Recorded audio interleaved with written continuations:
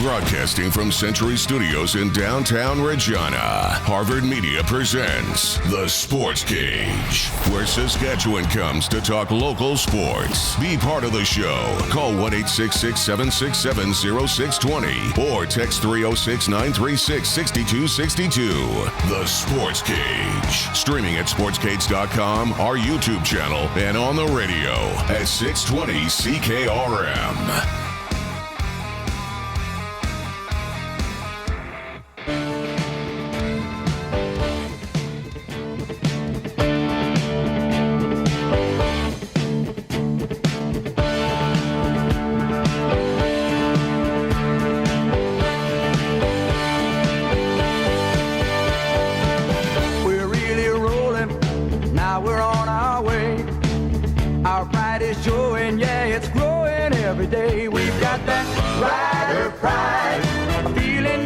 It's Rider Pride, Rider Pride. We've got that Rider Pride.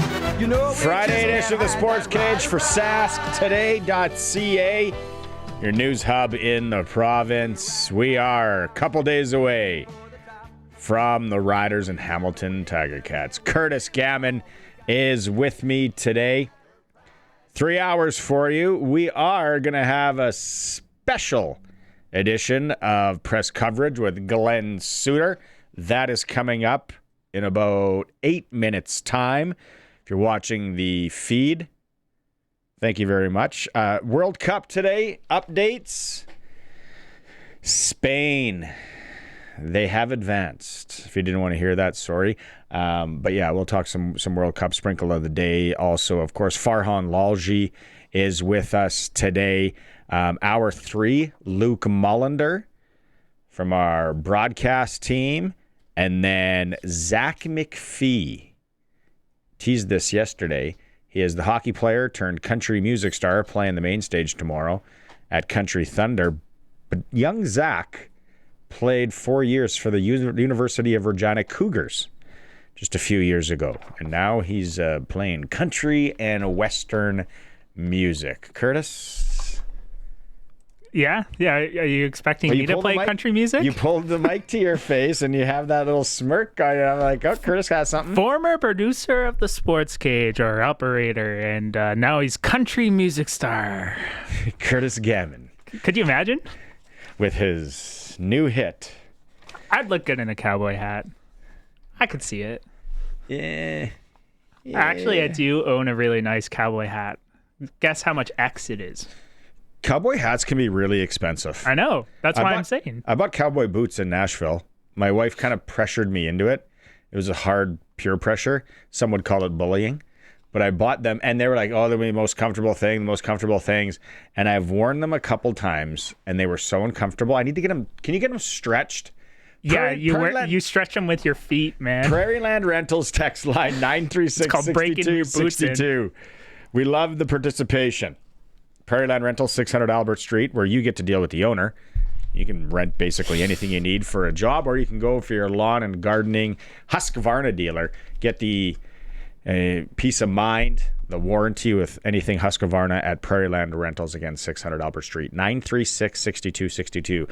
First question of the day. Can you stretch out cowboy boots without just your feet, Curtis? I know. And they haven't stretched with my wide foot in there. And they hurt actually on the top of the foot. Like, I think, like, if you get them a bit wet, they break in a little bit faster. But, like, yeah, you just got to wear them. Wear them around the house or whatever you need to do. With shorts. Yeah. Great look. Speaking of boots, it's like kind of like my TV. I accidentally stole my second pair of cowboy boots, actually. You stole them? By accident. I had full intention of paying for them, but... Sounds like a reoccurring theme here, doesn't it, people? I'm not a dirty thief, I swear. Curtis likes to mistakenly get things in his possession. He doesn't call it stealing. Whoopsie. Accidentally. Riders and Hamilton Sunday. I don't know if you have any clips from today yet. I do. Curtis, you do? Okay, but I want to... First off, did anyone watch the game last night? Did Winnipeg, or did you watch, Ottawa and Edmonton, Curtis? Ottawa and Edmonton, yeah, a little bump and grind action. We saw Justin Rankin get 3 tutties. Three tutties. They're called touchdowns. Justin Rankin, yeah, he did go off, but Jake Maier's a nice guy. He was in the studio. I think he has got a future in broadcasting, maybe. He's going to go, great guy. But he threw 4 interceptions. Yeah. And these, I say 2, maybe 3 of them are definitely his fault. Like, yeah, the receivers maybe don't run the best routes. This is if you're watching the stream, this is one where he gets plowed and he just kind of tossed it up. And Ford picked it off to Eberhardt. But it was 4 interceptions. I swear I had to look after because it felt like 8 or 9. And I was like, what is the record in the CFL for most interceptions in a game? And it's probably +5 for sure. I was actually thinking about looking this up earlier. Now, and it wants me to. It wants to give me the NFL one. It wants to give me the NFL one. But it didn't. If anyone out there was watching it with me, and I started feeling really sorry for Jake Maier, and I took an in-game sprinkle that Ottawa was going to. I took the 10.5 spread at about halftime, and I'm like, nah, you know what? They're not going to get blown out of this. And then Edmonton just piled it on. And it was like, oh, another interception. What is that, 6 or 7? It's 4. I know, it felt like more, though. According to the records, the most known, like the known record holders, 5. 7. 1955, Tom Dublinski threw 7. The old Dobberblinsky. And also, there was another game where someone threw 7. Frank Tripucka. We call him Tripsy. Trips threw 7 as Okay, well. so 7. That's what it felt like last night. And Johnny Manziel threw 4 interceptions his first game in the CFL in 2018. Shout out. Honorable mention to Johnny Manziel. There we go. Yeah, Maier, he had 1 touchdown, 293 yards, 26 to 39. He had a rough game. I thought Edmonton was maybe there for the pickings, but like you said, Justin Rankin, and then Javon Leake was running really well there for a lot of times. He only finished with 85 yards. Again, it felt like he had more if you were watching that game, but they kind of went with a little tandem action on us, Rankin and Leake. Oh yeah, what was there was an interesting stat that I saw. So like before the game, Justin Rankin was on pace for over 1,000 rushing yards and over 1,000 receiving yards. He is still, in fact, on pace after 5 games. So, according to John here, he works with like TSN stats. So he's on pace for 1,847 rushing yards, 1,069 receiving yards, 2,916 yards from scrimmage, and 25 total TDs, which is on pace to beat Milt Stiegel's record for the single season TD record. Interesting. That's crazy, eh? That guy. So maybe Justin Rankin will be on the TSN analyst board at the end of his career. Yeah, I am now really, really, really, really, really intrigued by the July 23rd game when Edmonton rolls in here to Saski. Really intrigued for this game. Now, it's a couple weeks away, and we got to take care of business against Hamilton. But I want to see how we stack up against the Elks there. And last night they did good, especially that back half of the game. As a fan, you got to sit there and go, they look pretty good. Tonight, when we talk to Suits coming up here in a bit, he's calling the game. I am curious. I'm a curious guy to watch Toronto and Winnipeg. And the line, and we'll get into Sprinkle of the day later, a lot of places is still sitting at 60.5 points. What? Come on. Drew Brown wasn't good enough or wasn't prepared enough to play last week, and now he's going in, and we're going to see an absolute shootout. I think Toronto take an alternate spread. I like Toronto I'd take 3.5 minus 3.5 Toronto. Maybe I'm just not giving enough credit to Winnipeg, and it's not because anything. I just haven't seen enough from Winnipeg. Like last week when Caleros went down. Whoa. Yeah, when I was kind of like sifting through a lot of the footage of the game, kind of looking for certain things, as soon as Bo Levi went down and Zach Caleros went down, Caleros went down. It was just like a handoff kind of game. It was just handing it off to Brady Oliveira over and over and over again. And honestly, it's kind of funny giving a little bit of criticism in that regard, because when you don't hand the ball off to Brady Oliveira, we're always asking, why don't you hand the ball off to Brady Oliveira? But then as soon as you see only handing the ball off to Brady Oliveira, you're like, where are the passing plays? Steve on the Prairie Land Rentals text line through the YouTube chat says Vernon Adams had 6 interceptions last year. I do not recall that. That is a lot. Thanks for the message, Steve. Heather says, until Ottawa establishes a running game, their QB will always have troubles. Was it last year or was that Heather 2023? Heather, was it 2023? But Heather, running game, yes. But you look at some of those interceptions that Jake threw last in the game. Like the one was I thought, piss poor pattern by the wide receiver on an out route that the cornerback basically read before the receiver. Ooh. And there was another one. You keep showing this one. This was just a prayer, and he wanted his guy to fight for it. That's the name of the game there. But Ford came down with it, and yeah, he takes a massive lick too. So I get what you're saying, Heather, but yeah, they got to have better options and better routes. Barney I think from just the receivers breaking down the plays over here. Big analyst guy. Yes. Now I'm gonna get into the stats part of the program. No, just kidding. Yeah, I know. I didn't pay 60. Are you kidding me? 936 62 62. 60 points tonight. Toronto and Winnipeg. What am I missing? Am I a crazy person? Why does that seem like a lot of points for Drew Brown and Winnipeg?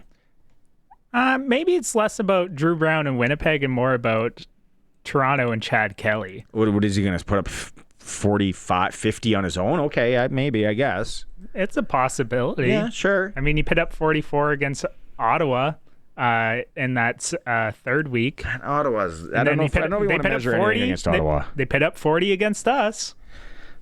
I don't know if we want to measure anything against Ottawa. Even when they got spanked by Calgary, they put up 36. Okay, what do we got for clips here from the Riders today? Because they're obviously practicing today and tomorrow because the game's not until Sunday. Yeah, we got a few clips. So Coach Mace was asked during the Rider practice, why do you think you haven't had defensive turnovers? It's just making plays on the ball, man. We just, we just haven't been touching it, and that's a all 12 kind of thing. Your front end's tied in with the back end. I don't think we've been playing terrible defense. It's just waiting on our opportunities. But sometimes you got to go force them. It's not so much just the interceptions. We've had a multitude of plays where somebody on the other team's carrying the ball. We can certainly do a better job trying to remove the ball from the ball carrier as well. Forcing fumbles. So just always constantly looking at things and how we can get better. But certainly the turnover department is one of them. They want the turnovers. We all want the turnovers. Yeah. I wouldn't get super worried or bent out of shape about that with things so early in the turnover they've had in the secondary. Yeah. I'm not too worried about it. What's the next clip? Curtis. Yeah, speaking of secondary, one of the more underrated players in the league, Coach Mace was being able to pit DeMarcus Fields anywhere. We always talk about how important that free safety position is. Field half also is extremely crucial. It's probably the hardest position to play, I think, on the back end. Fieldsy is an excellent communicator. He's a great tackler. He's got good speed. I think he's honestly one of the more underrated guys in the league. But he's been available and he's been reliable. Okay. There we go. A couple of clips there from Coach Mace. Fantastic job, Curtis, for the read-ins there. Thank you. On the spots. I'm going to be a pro in no time. You will. We will. There we go. Ian Hanneman Singh, look out. Curtis is coming for you. Is he still on the air? I don't know. Don't ask me. I thought you look at the kind of guy that would like watch state-run TV. You don't have TV. No. That's right. Never mind. Okay. Glen Suitor is standing by live from Winnipeg, Manitoba. We're going to talk to Suits when we get back. It's the Sports Cage on this Friday, brought to you by SaskToday.ca. We are on 620 CKRM, 100 years old, and streaming through our YouTube channel at sportscage.com. Time now for press coverage with CFL and Saskatchewan Rough Rider legend Glen Suitor on the Sports Cage. Brought to you by Freezie Tome and Lumber. Locally owned, family grown, rooted in our community for 70 years in Regina and Fort Capel. All right, we got him on the horn because he's some sort of construction outside of his hotel room, so he's on the phone. But he's joining us nonetheless. I appreciate him doing this on a game day. He's getting ready for the call in Winnipeg. Glen Suitor. What do you got going on outside your room, Glen? Some drywalling, some drilling? So what are they building? It is one of those trips where everything seems to be going a little bit sideways, but we're trying to keep it on the rails. Yeah, I don't know what they're doing, but right outside of my door or beside it, or maybe it's the room beside mine. I'm not sure where they are exactly, but the drilling sounds. Well, you would never have been able to hear me. So we were trying to do Zooms with the riders and with the Ticats. Oh, wow. And try to negotiate the bad Wi-Fi and the crazy drilling that's going on. But, hey, we got a couple good football games coming up, and that's what I'm focused on. Yeah. Okay. And I know we brought you back on today because we want to talk Riders in Hamilton, which we're going to do in a moment. But I got to say, Glen, I just asked people this out there in Sports Cage land. Am I crazy? Why do I still see a line, an over-under tonight of 60.5 points when we got Drew Brown against the Toronto? Yeah, Chad Kelly can sling it around and they can score points, but 60 seems like a lot in this game, mostly because of who's at QB for the Bombers. Yeah, it seems like a lot, although the trend this year has been high scoring, as you know, but that's with those veteran quarterbacks. And every time we've talked about that has been the number one reason. I would also add that the big returns and the quality of returners have added to those points totals. And there's two good returners going tonight in Winnipeg. There's Vavel and so we've got a couple of great returners in this one. And, I look at the field position, then you add the veteran quarterbacks. Now, in Hamilton, can Jake Dolagala put 30 on the board? He's with Scott Milinovic. That's another game you're looking at to see could that get up there in points as well. Trevor certainly can put it up. But for Chad Kelly tonight, Chad Kelly is averaging around 370 yards a game, okay, and even in the losses. And he has thrown more touchdowns than anyone in the league, but he's also thrown more interceptions than anyone in the league. So that's the other side of that coin. But with Chad, it's about the big play. He has made 12 of those plays down the field, 30 plays. Then you add in Janarian Grant and Trey Vavel, and you got good returners, good field position. The question is, can Drew Brown find some chemistry that he used to have with guys like Nick Dembski? Because he knows Nick Dembski well. He played with them. They were teammates when he was in Winnipeg. He got 3 starts when he was in Winnipeg, won 2 of them. And in 2 of them, this might help you. This might help you in your sprinkling. Okay. In two of the Drew Brown games that he started for the Bombers. Now the receiving core is slightly different, but Dembski is the common thread there, and so is Brady Oliveira. But when you look at the two wins, he was over 300 yards passing. And he came off the bench one time that year, a couple years ago when he was with the Bombers, and threw for over 400 and 4 touchdown passes. Now, again, different OC, different receiving core slightly. There's a commonality in Nick Dembski. And I said this yesterday, but I truly believe that there's extra motivation when you are treated the way Drew has been treated. I don't mean disrespectfully. I just mean he got released. He got cut. He was told he wasn't good enough to play in Ottawa. And believe me, he wants Ryan Dinwiddie to be watching tonight, and he wants to light it up, especially with them struggling and losing another game. Okay. That makes a lot of sense. He might have just saved me some money today, by the way. So I appreciate that.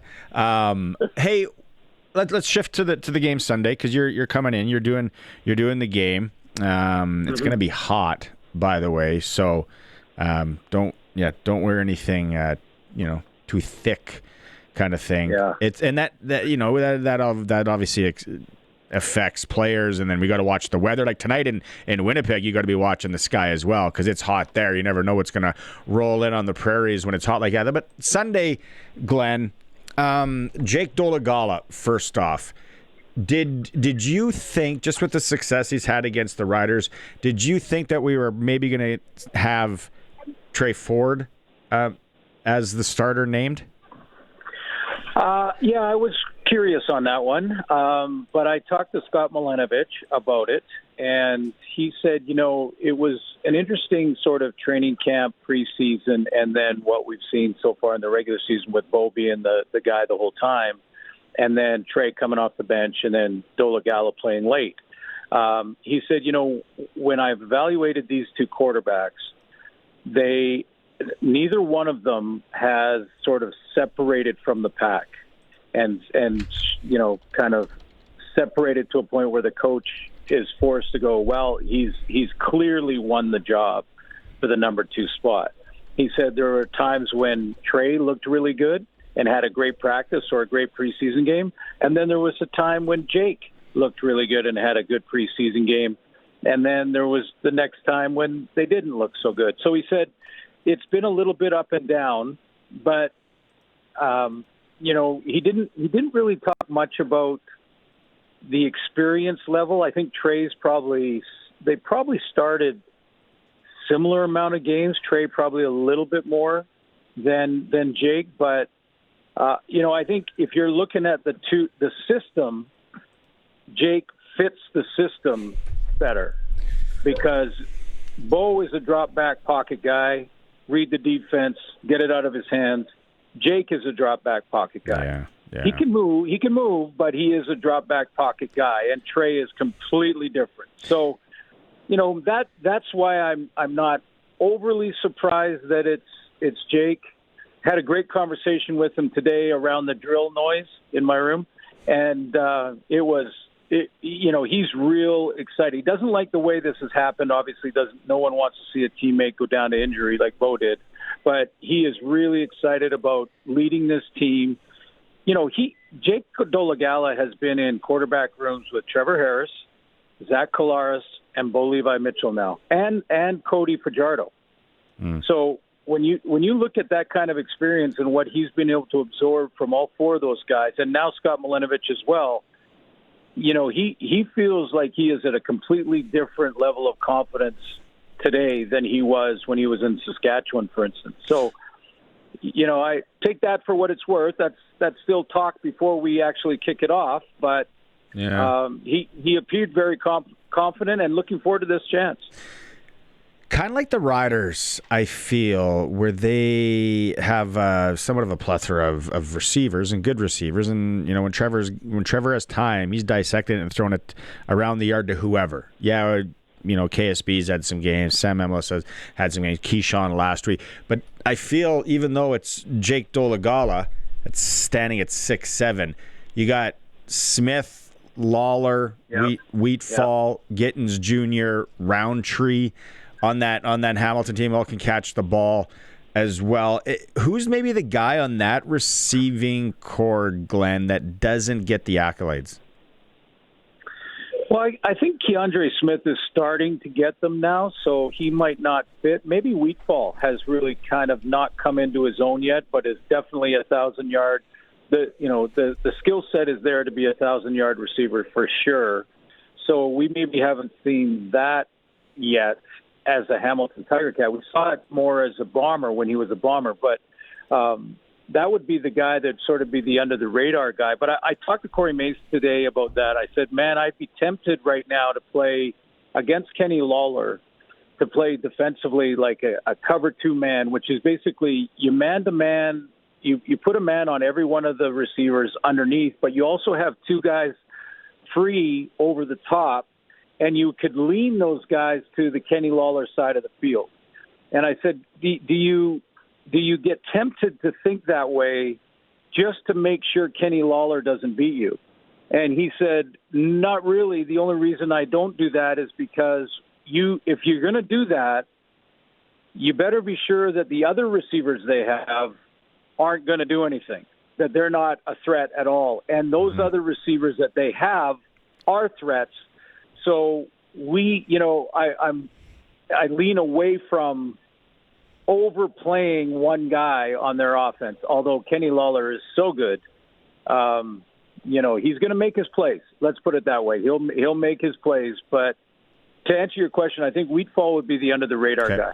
No, that's good. I'm going to be totally transparent here and be honest. I don't know a lot about the Hamilton defense. Where would they be susceptible for Mark Mueller and Trevor Harris on Sunday? Yeah, that's a good question. I think balance. I talked to Wynton McManus today, and he's in start number 2, so just getting his feet settled in that defense. Of course, an all-star in Toronto at middle linebacker, and he thinks this defense is better than the Grey Cup champion Toronto defense that he played in a couple of years ago. He said that when he looks at the D-line and then looks behind him at the secondary, he goes, wow, we've got players across the board. And then he said, when we watch film, we're flying around and making plays, and it's a very unselfish group. So when, he's a real candid guy, a character too, by the way. Just love talking to this guy because he's one of those old school. One of his lines, you'll love this, Barney. One of his lines, I was asking him about his health and how he felt because he was injured at the beginning of the season. And he said, when you get older in life, the prehab is more important because it stops the rehab. Yeah. I said, prehab. So he goes, yeah, so I'm walking around with ice on my knees before practice. And people are going, are you okay? And I'm saying, yeah, I'm fine. This is just prehab. So anyway, I had a good laugh at that. But anyway, I look at this defense and think it's a balanced attack. But you know what? A.J. Ouellette looks like he's coming back. The Rider offense should be just fine. I mean, honestly, they've got maybe the most productive quarterback in the league. He and Davis Alexander and Trevor. Keyshawn is coming on. It could be any different receiver, as you mentioned, at any given time, depending on what they do defensively, Hamilton. So, I against any defense in this league, I think the Rider offense is going to be just fine if they just do their thing and don't try and do too much. And it looks, looking at the report coming out for the game and game status for Sunday, A.J. Ouellette is available. We expect A.J. Ouellette back. Thomas Bertrand, Houdon is out. But Quali Conley, I really liked him for the Riders, Glenn. I know you've watched the games. I don't know what you see there. And people are going to say, AJ and the blocking and the chemistry that he has with Trevor, for sure. But they're running backs. This isn't the first time they've had to block for a quarterback. I really like how Conley's look. Now, I'm not saying we want AJ in, of course. I'm not a crazy person. But I think we have something. We have something there as a secondary threat with Conley. I agree, and so does the coach. I asked him that very question, or Dustin did today, and he was real happy with Conley. And he made a point of talking about how well he has blocked in the passing game, that he really takes pride in it, like AJ. So, you're bang on. And then my next question was, is there any way you can get them both on the roster? And you said probably not for this game, but they're maybe down the road. You never know. So I agree, and so does the coach, that Connolly has been excellent in replacing AJ. But the other aspect, let's say they're both, AJ has a little edge in experience, Connolly has a little more jump because he's younger, those kind of things. They both block well, they both run the ball well. Okay, so what does AJ bring that Connolly can't? And that's just another leadership element to the sideline, to the huddle, to the locker room. It's really hard, even when you're a good leader like Wynn McManus or AJ Ouellette. It's hard to lead when you're on the injured list, even if it's a one-game injured. Yeah, you're sort of out of the picture. You're kind of, you want to say things, but you got to stay out of the way a little bit. And when you're back in with the pads on, you're back into that role, and that's an important role for AJ and this team. Defensively, Nelson Lacombo is ruled out. Benoit Marion is out. Roland Milligan Jr. is out for the Riders. Defensively, Glenn, what do you have circled to watch Riders defensively, or maybe one player?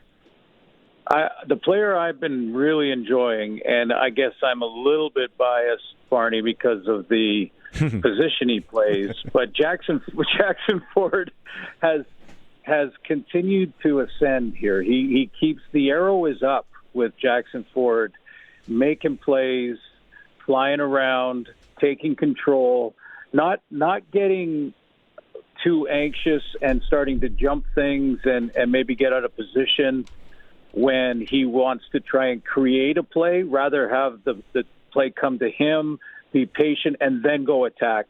And I think he's found that balance, and he keeps playing better. So all of these changes and things that are going to happen in the secondary with rolling out, if you have a guy who knows the defenses, knows the checks, is playing with great confidence in the middle, then he can rally those guys around. They feel a lot better, even if they're young. So I like I'm watching him over the last couple of games. I'll continue to watch him.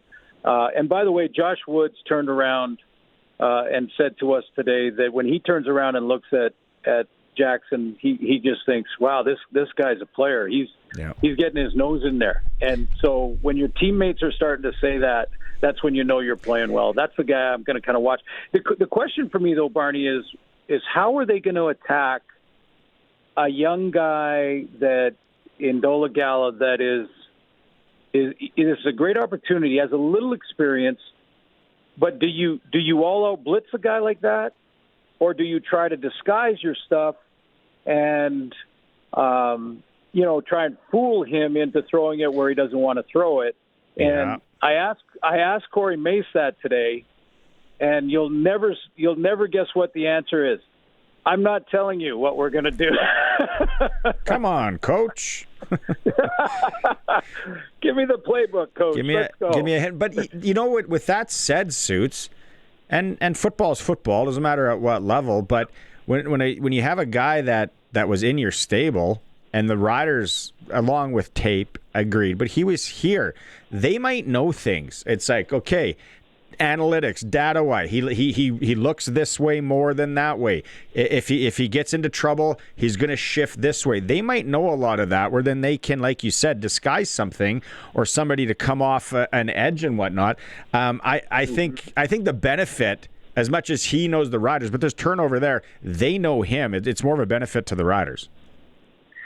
Yeah, I think there is a little bit of benefit there, especially when you're breaking it down. When he scrambles, which way does he scramble most of the time?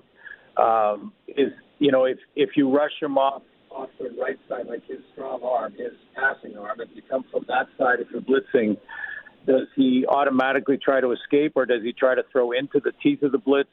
He's tall and can see over the rush, so you know that they're going to have a game plan, and Scott will have a game plan, Scott Milenovich, to help him handle those kind of things. But you're right. There's a lot of little tells that you can pick up.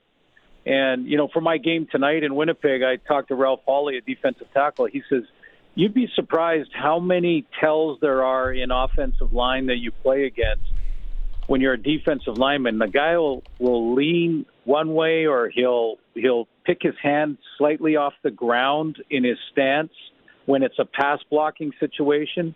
Like there's all of these little indicators that if you're really tuned in and you've done your film work, you're going to get an edge or a split second quicker to the quarterback or the ball out of your hands, depending on your position. And so you're right. They know him. They have tape on him. This isn't a rookie. This isn't a rookie playing that they're playing against. And he's highly motivated to lead this team, feels very confident, but he's not a rookie. They have lots of film on him.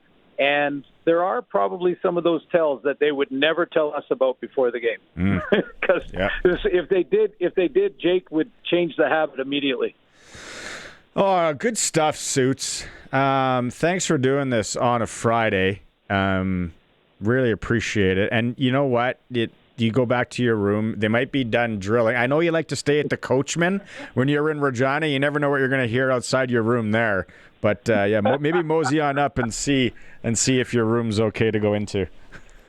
I think it'll be another coffee in the lobby, and then we're on our way to the park. But hey, anytime, you know that, Barney. Anytime. Is Dusty doing the game here with you as well, or are you just coming solo? No, we're both going. We're both on the morning flight tomorrow to Regina, and both looking forward to it. We're both on the Zoom calls today with both teams and getting locked in for both games. A little bit tricky. I almost asked Coach Mace how he was going to handle Kevin Meatall, who was a receiver for the Argos. Almost asked him that. And then I went, oh, wait, that's tonight's game, not tomorrow. Not Sunday's game. I'll shoot him a text, but you let Dusty know if he's bored tomorrow night in the area, he can come out and watch Creed at Country Thunder. He'd be a Creed guy. I'll let him know. I bet he is. That sounds like his thing. Yeah. Yes, Shoot him. I'll tell him. Get him to text me. All right, Suits, have a good call. See you on Sunday. Okay, thanks, Barney. There he is, Glen Suitor. Special edition of press coverage for Freeze, Tallman Lumber, because it was abbreviated yesterday. Freeze, Tallman, Fort Capel, and Regina. More than a lumber yard. They got siding, decking, roofing, windows, doors. They got door handles. They got screws. They got tools in there as well. And delivery available. Order a box of screws and get them to deliver that. See how that goes over. I want to see the fellas at Freeze Tallman. They're great in Fort Capel and Regina. Okay, we're going to come back. A little more audio from Rider practice today. We'll let you know what happened at the World Cup. It's a Sports Cage on the 100-year-old veteran 620 CKRM. Welcome back to the Friday edition of the Sports Cage. Curtis is with me. We're heading out to the Valley. Country Thunder starts tonight. Main stage should be right away, I think. I just got a picture and a note saying it is hot out there. So, newsflash for you right there. You know what, though, Curtis? This weather, let's be honest, everybody, and like I said to Suits in Winnipeg tonight, you got to keep your head on a swivel, eyeballs up later, because something is going to roll in the next 3 days. Hopefully, it's not the damaging, but there's going to be some weather rolling in with this weather. Riders on the storm. Doors, my favorite band. Screw you. The Doors. Speaking of soccer fans, plug your ears if you don't want to know what happened today at the World Cup. Spain, I didn't even know this. Spain hadn't let a goal in until the game today, where they took on Belgium. Ears closed if you don't want to know. And Spain will be advancing. Surprise. 2-1. 2-1. Good. I didn't sprinkle on this one. Why not? Forgot it. I was too busy. And then I was like, I'm not going to have any time to watch it anyway. So tomorrow there's 2 games, World Cup style. So tomorrow feels like a air conditioning day until like 4 p.m. until you got to go out to Country Thunder. Mm-hmm. But Spain advances. You're telling me you don't sprinkle on games that you can't watch? You never do one of those sneaky sprinkles where you're like, and you just check the score the next day and you're like, oh, I cashed. Yeah, but that's by mistake. Like usually if I'm sprinkling, it's the entertainment that I want to watch the game. Okay.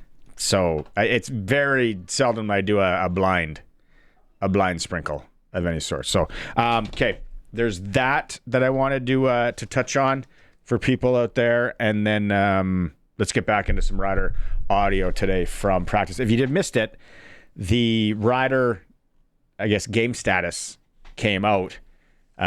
Thomas Bertrand-Houdon, which we kind of figured yesterday, he's out. Darius Bell is out. Tavon Campbell is in. Jaden Dalkey is in. Genty is out. Jalen Johnson is out. Nelson Lacombo is out. Benoit Marion, not to be confused with Marion Benoit, is out. Roland Milligan Jr. is out. AJ Ouellette available. Matthew Sexton available. Ryder Varga, I thought maybe he was going to get his first action in, and I know the ratio thing and how that all works, or maybe he just needs a little more practice. I thought maybe a Ryder was going to be in. But then the Riders are on a bye week next week. Yes, they're on a bye next week. So there's time to rest. Yeah, exactly. Rest season. Which he was like banged up when they signed him too. Yeah, little knee problem. AJ Ouellette, we expect him back in the fold. AJ Ouellette today talking to reporters about the inconsistencies of the offense. Like we've been preaching on, we're just not consistent yet. But we got playmakers everywhere. Like I said, today we had a compete period, third down against our own defense, and it's my favorite thing to do is pass protect and watch our receivers go to work because they're all dogs. You know my first thought when I watched that video, if you're watching the stream? How hot is that beard? It's probably toasty, that's for sure. In this weather and what's to come, yeah. AJ's beard, I didn't think about it. AJ Ouellette, Andrew Harris talks about intentional physicality. AJ's asked, what is that? Yeah, not every play has to show how tough and how physical you are. You can pick and choose your battles. If you're going up against 5 defenders, you do not have to stick your head in the middle of it and kill yourself. You can kind of pick and choose when that beast comes out. Makes sense. I think we're all excited to see him back in the fold. Like I said when I had suits on, I don't know enough. I don't know much about the Hamilton Tiger Cats defense, so I'm curious to watch that. About Prairie Land Rentals text line. Sorry, everybody. I had to do a refresh here and a load. James says Kerry Joseph threw 5 picks. We're talking about interceptions earlier because it felt like Jake Maier threw 8 or 9 last night in that game, but it was only 4. Kerry Joseph threw 5 picks in the 2014 semifinal in Edmonton. That does kind of ring a bell there, James. There was somebody else that messaged in, Curtis, if you're going about the interceptions on players. Trevor texted in, said Jake Dolegala was also in BC's QB room with Nathan Rourke. Yeah, remember that. Roscoe is saying Spain way outplayed Belgium today. Look out, France. Going to be tough to beat. He also says Shirley Roberts in Nashville had a pair of cowboy boots that fit me. It was Roberts Western. Well, it was down the street where I bought them. And then Danny texted in about cowboy boots, says if you wear them enough, they'll feel like slippers, so comfortable. That's what my wife said, Dan, and it was a lie. That is a lie. The top of my foot hurts. Clearly, you've never broken in cowboy boots before. They are very comfortable. There was never any note that said I had to break them in. It's just common sense. My wife sold me on that they were going to fit, they were going to feel so nice. I think she said actually too that they're going to feel like slippers. They feel terrible until they feel amazing. You know, it's like are you a Birkenstock guy? You ever get Birkenstocks? Yeah, my son. I wear my son's Birkenstocks. I got ugly feet, so I don't wear them all that much. But yeah, they're big. The kids are big Birkenstocks people. They're like they break to your feet too. So if you get your own pair, they are extremely comfortable once you kind of wear them in. Okay, I got you. Captain Harvey and his wife laughing really hard, something I said with the interview with Suits. Thanks, guys. Thanks for listening on this Friday. Curtis is with me in the valley for a little country thunder. Maybe you're cruising in for the weekend. I know I'm going to be out there and watching, but I got to keep an eye on this Toronto-Winnipeg game tonight. Suits kind of talked me off the ledge with the under, saying that, Drew Brown and going back to some of his older games. I don't know if there's going to be a lot of points scored tonight in Winnipeg. You never know. I feel like every game thus far, minus like that Winnipeg and Hamilton one, have been very high scoring games, to be honest. I'm trying to think. Is there any other ones that were there's been like two that were somewhat lower scoring. Not that low. Not when both of those quarterbacks go out, though. Like that, and that's an anomaly. Maybe I'll be the devil's advocate. And the other low-scoring game was Winnipeg versus Edmonton, 23-18. So both low-scoring games this season, including Winnipeg, both had Winnipeg in it. Inclusive of Winnipeg and the Bombers. It's up to them. All right, we got more to come. More Rider stuff later. Farhan Lalji is going to talk CFL and World Cup live from Boston in hour 2. We'll go to break here. It's a Sports Cage on the home of the Riders, 620 CKRM. It's time for the Sports Ticker. Brought to you by Reliance Heath Water Heater Rentals. Rent a water heater and water softener starting at about $1.20 a day and get $400 when you switch to Reliance Heath. Soccer fans. Spain soccer fans. You advanced 2-1 over Belgium. The only game at the World Cup today. CFL tonight, battle of 2-2 teams. Argos are a 2-point favorite in Winnipeg, taking on Drew Brown and the Winnipeg Blue Bombers. Western Canadian Baseball League tonight in Medicine Hat. Regina Red Sox trying to get back in the win column. Swift Current hosting Saskatoon, and Weyburn welcomes Okotoks. Blue Jays, they start a series in San Diego this evening. Sports Ticker in hour 1 is for Reliance Heath. Rent a water heater and softener together for about $1.20 a day. Get $400 cash back. Some conditions apply. Call on Reliance. Okay, I get to do a segment in the Rider pregame shows called Behind the Face Mask. Kind of a chance to interview people and go through the journey and ask questions that you don't get to ask, and like the game day stuff. To this week, I'm doing Marcus Sales. I did it a couple days ago. Marcus thought it was going to be an interview about X's and O's and game plays and all that. And just a great guy, all in all. Here's a tease for Marcus Sales, because he reveals, which I kind of knew, he was a heck of a receiver in high school and thinks he still has it. I think I can play receiver now still. I always kick it with the receivers now because I tell them I'm the best route runner. I probably ain't got the best hands, but I got the best routes for sure though. So you got one route. It's the end of the game. You got one route to run. What's the route? I think if you give me a 15-yard dig, I'm cooking anybody. Most guys say the go route, right? But you I need the dig. I need to run a real route. Yeah, that's great stuff. We're going to have a couple more teases coming up. Farhan Lalji in hour 2. More from the Riders. We're going to hear from Josh Woods. It's a Sports Cage, streaming through our YouTube channel at sportscage.com. Heavy debate going on back in the office there during news. It's a Sports Cage on Friday for sastoday.ca. I went back during news. Yes. Can't see. I'm looking at my mouth is purple. And had a purple Freezie. This is a good Freezie day. Let's be honest. We started the debate with some of the coworkers in the back about favorite flavor of Freezie. 2 of them like the white, whatever that is. That's my least favorite, personally.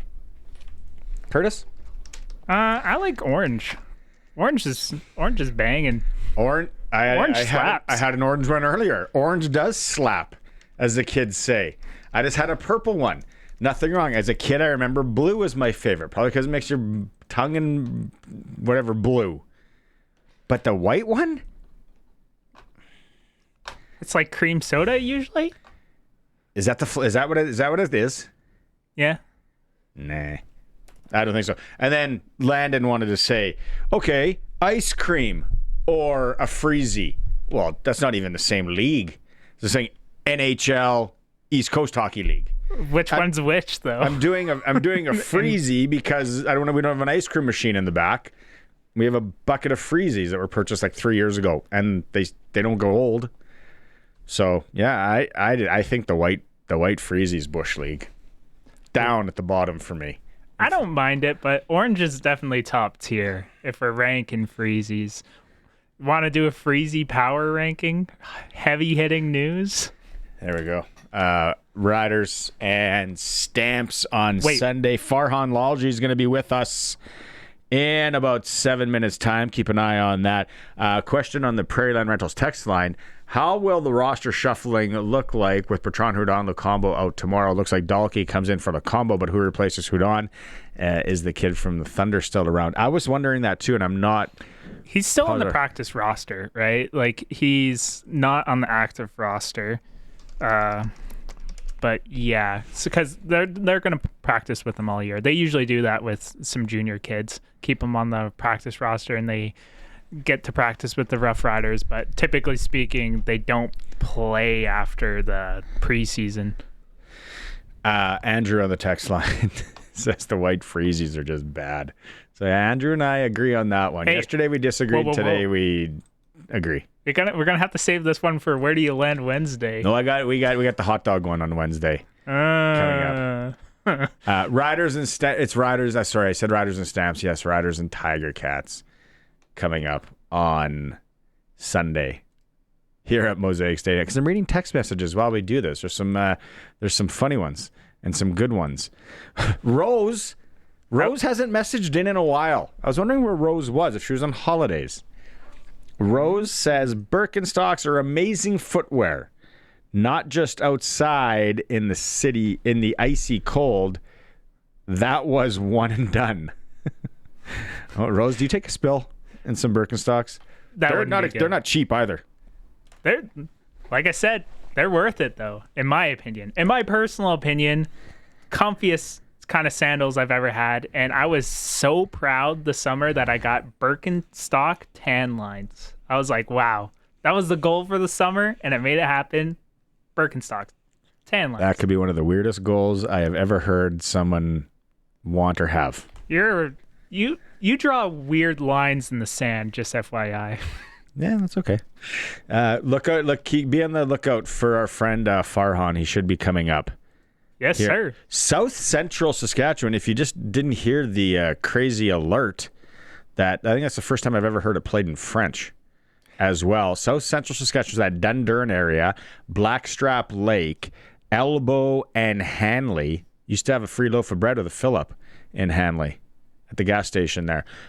Keep an eye on the weather, though. It looks like a tornado. What is it, a watch or a warning? I don't want to butcher those up. Which one's the more drastic ones? Just keep an eye on the sky. You're not going into the cellar. You're not going into the cool room quite yet. Yeah. Just keep looking at the sky. It's hot up. SportsCage tornado watch. It's hot, yeah. That's another thing I could never figure out. They're tornado hunters. Have you ever seen a tornado in real life? Yeah, like a little one from like far away. Yeah. Oh, there was a few years ago at Country Thunder. People were out there. We thought for sure we were getting drilled with some, which was scary. Like when it becomes real, now we're scaring. Now we're scary times. I saw a clip not that long ago. I should have grabbed it for the stream, but it was a couple guys that were on a golf course when a tornado touches down. What would you do if a tornado touching down during tea time? Play on? No. I might. No.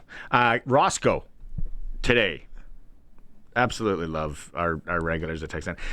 I would have never guessed this, Roscoe. You could have given me, I don't know how many guesses, but Roscoe spent 33 years as a milkman.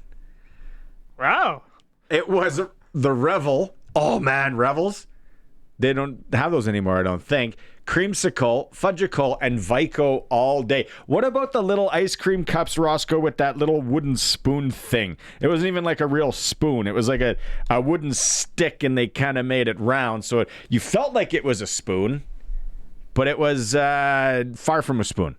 Didn't the milkman carry those as well?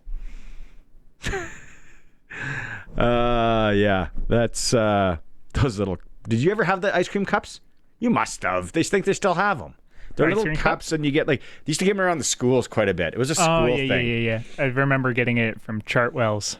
The Chartwell's cafeteria would get the ice cream cup. You would always save your toonie for it, too. You're like, ooh, got to keep my toonie. Toonie for the ice cream. Chartwell's, and you'd like a convenience store?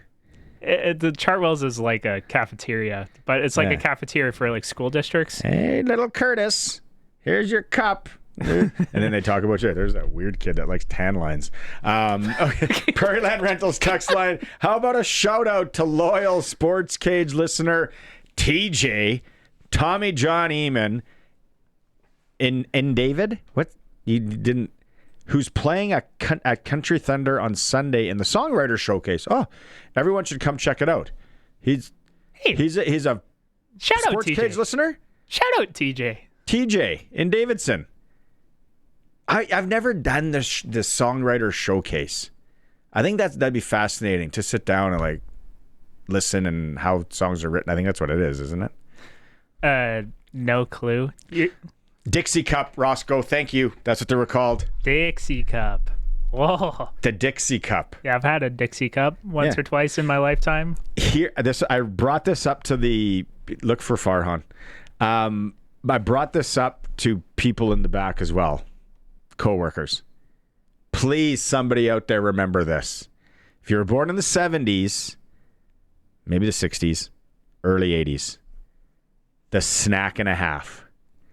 It was like cookie ish in between, two cookies, ice cream in between, dipped in chocolate.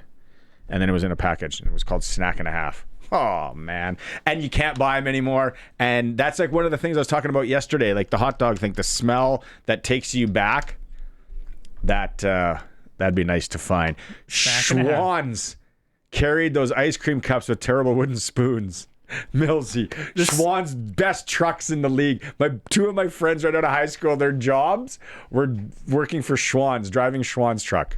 You know, those ice cream cups with the wooden spoons or the wooden sticks that you would eat with, the wooden stick weirdly makes it taste better, in my opinion. Like, I don't know what it is, but it's so good. No. And it's good. No, give me extra flavor. Dixie cup and then dump it in like a orange pop and get yourself a poor man's float. Ice cream flavored splinters. I love it. Maybe we should go to break as we wait for Farhan. He's in Boston, and we know that he could be in and out of service. Well, before we go to break, 10 o'clock tonight, it's the deadline for the Saskatchewan Rough Rider Foundation 50/50. Riders5050.ca is where you go. The early bird prize, because you're going to buy 50/50 anyway, get in on the early bird prize, which is a London escape for two. London, England, flights from Saskatchewan, 7 nights at a 3-star hotel, a Hotel London tour, London by night bus tour, Stonehenge, is it Henge or Hedge? Kensington Place tour. Or you can take $9,000. I feel like you were corrected on this like yesterday, and I don't remember what the correction was. I didn't say it. So good. I'm a good student. Riders5050.ca before 10 p.m. this evening. We'll go to break. Hopefully, we'll be joined by Farhan on the other side. It's a Sports Cage on 620 CKRM. The Sports Cage Clutch Performer for Keln Solar. Thinking about saving money by using solar power? Keln Solar is a local family company that can put solar panels on your home, business, or farm. KelnSolar.com.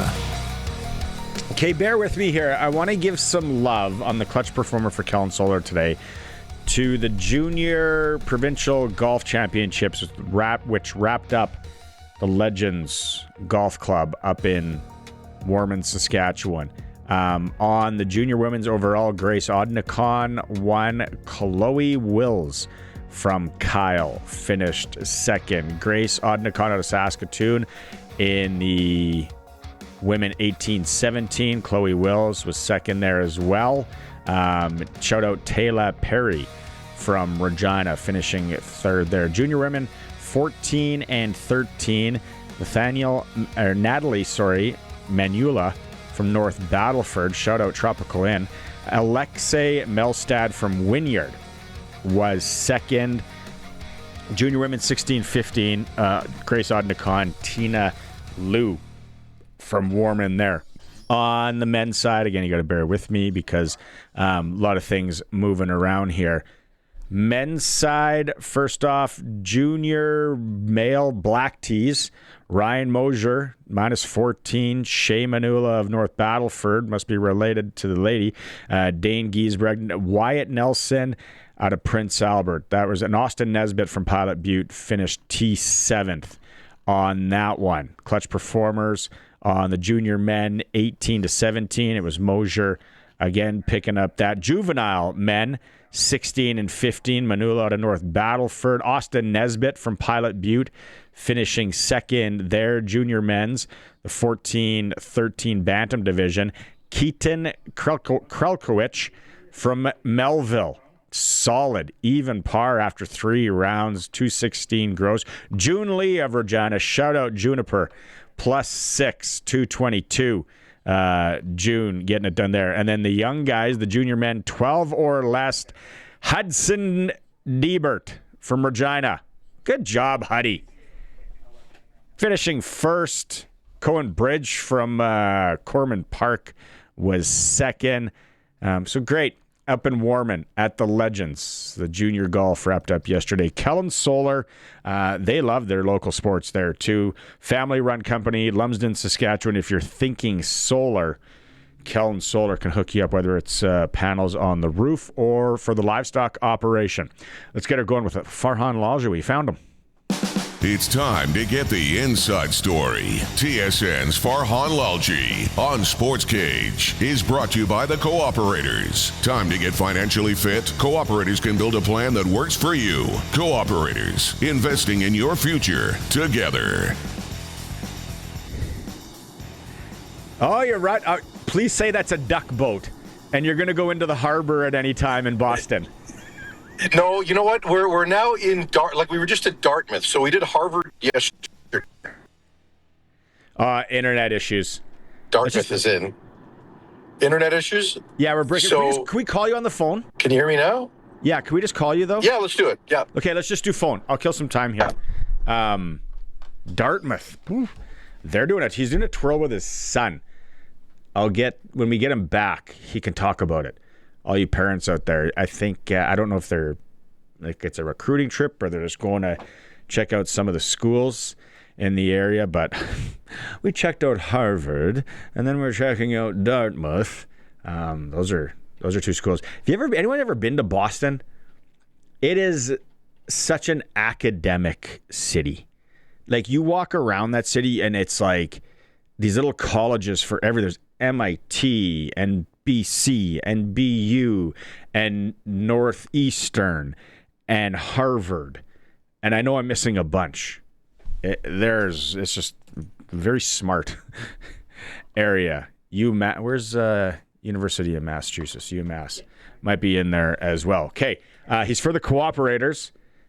Our weekly hit with TSN Football Insider. Farhan Lalji, we got him on the phone now. Okay, I was just kind of briefing people. You're in there with your son. You guys are touring. Give us the lowdown on that.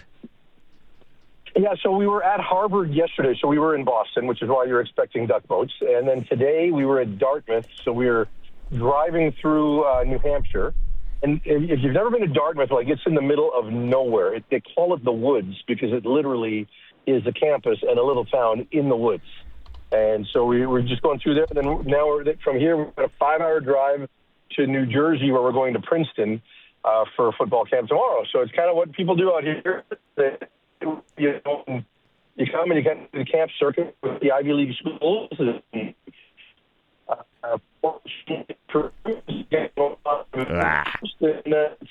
so far. So, anyway, there's nothing else. The phone is cutting out bad. We'll keep it trying here. Did you go to the World Cup game in Boston? I did not. I watched it yesterday, actually, with the Harvard football staff. We watched the first half, and then we wound up driving to get some dinner after that. So I missed the second half of it, but I was at the World Cup game in Vancouver the night before we came out here to Boston. And it's an experience in a big city, like when the stadium is in a big city versus when the stadium is in the middle of nowhere, right? Like in Foxborough. I know Kansas City's done a really good job creating kind of a soccer city in Kansas City. They've got 4 different countries that are having their base camps in their location, right? So there's a lot of tourists there to begin with, but generally, it's an entirely different vibe in a place like Vancouver or Seattle or Toronto, where the stadium literally is downtown. Yeah, I know Foxborough is out there closer to Providence than anything. Let's get into CFL here, Farhan. And I know you're down there, but Drew Brown starting for Winnipeg, it caught me off guard. What about you?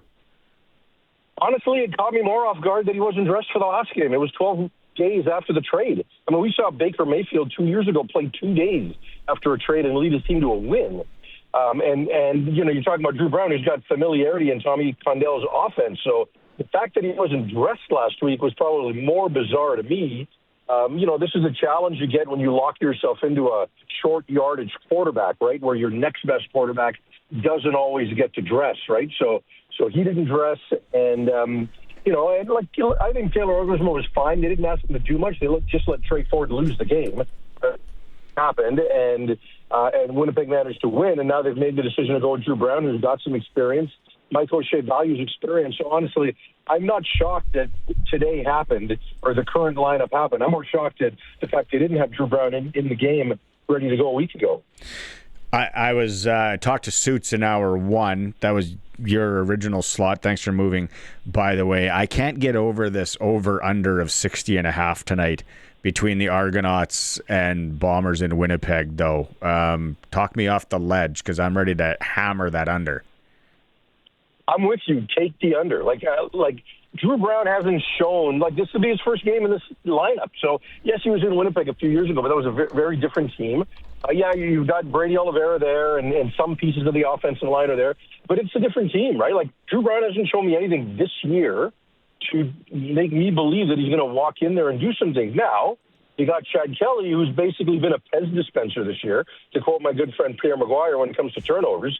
So if he continues to do that, that might allow some real short fields for Winnipeg, or it might allow Winnipeg's defense to even score. And we've seen Winnipeg win the most bizarre games over the years, including last week when Zach Collaros has been injured, right? I mean, we've seen Chris Streveler win games that, you didn't think the Bombers had any business winning, and they would find enough out of their other 2 phases to get the win. So I certainly think the Bombers can win given all of this, but 60 points, man, I mean, there's going to have to be, like I said, a lot of turnovers on the part of Chad Kelly to get some short fields for Winnipeg to be able to do their part in a 60-point over-under. I don't know if you watched it last night, but Jake Maier had a rough one. It was one of those games, Farhan, and I know the stat line says he only threw 4 interceptions.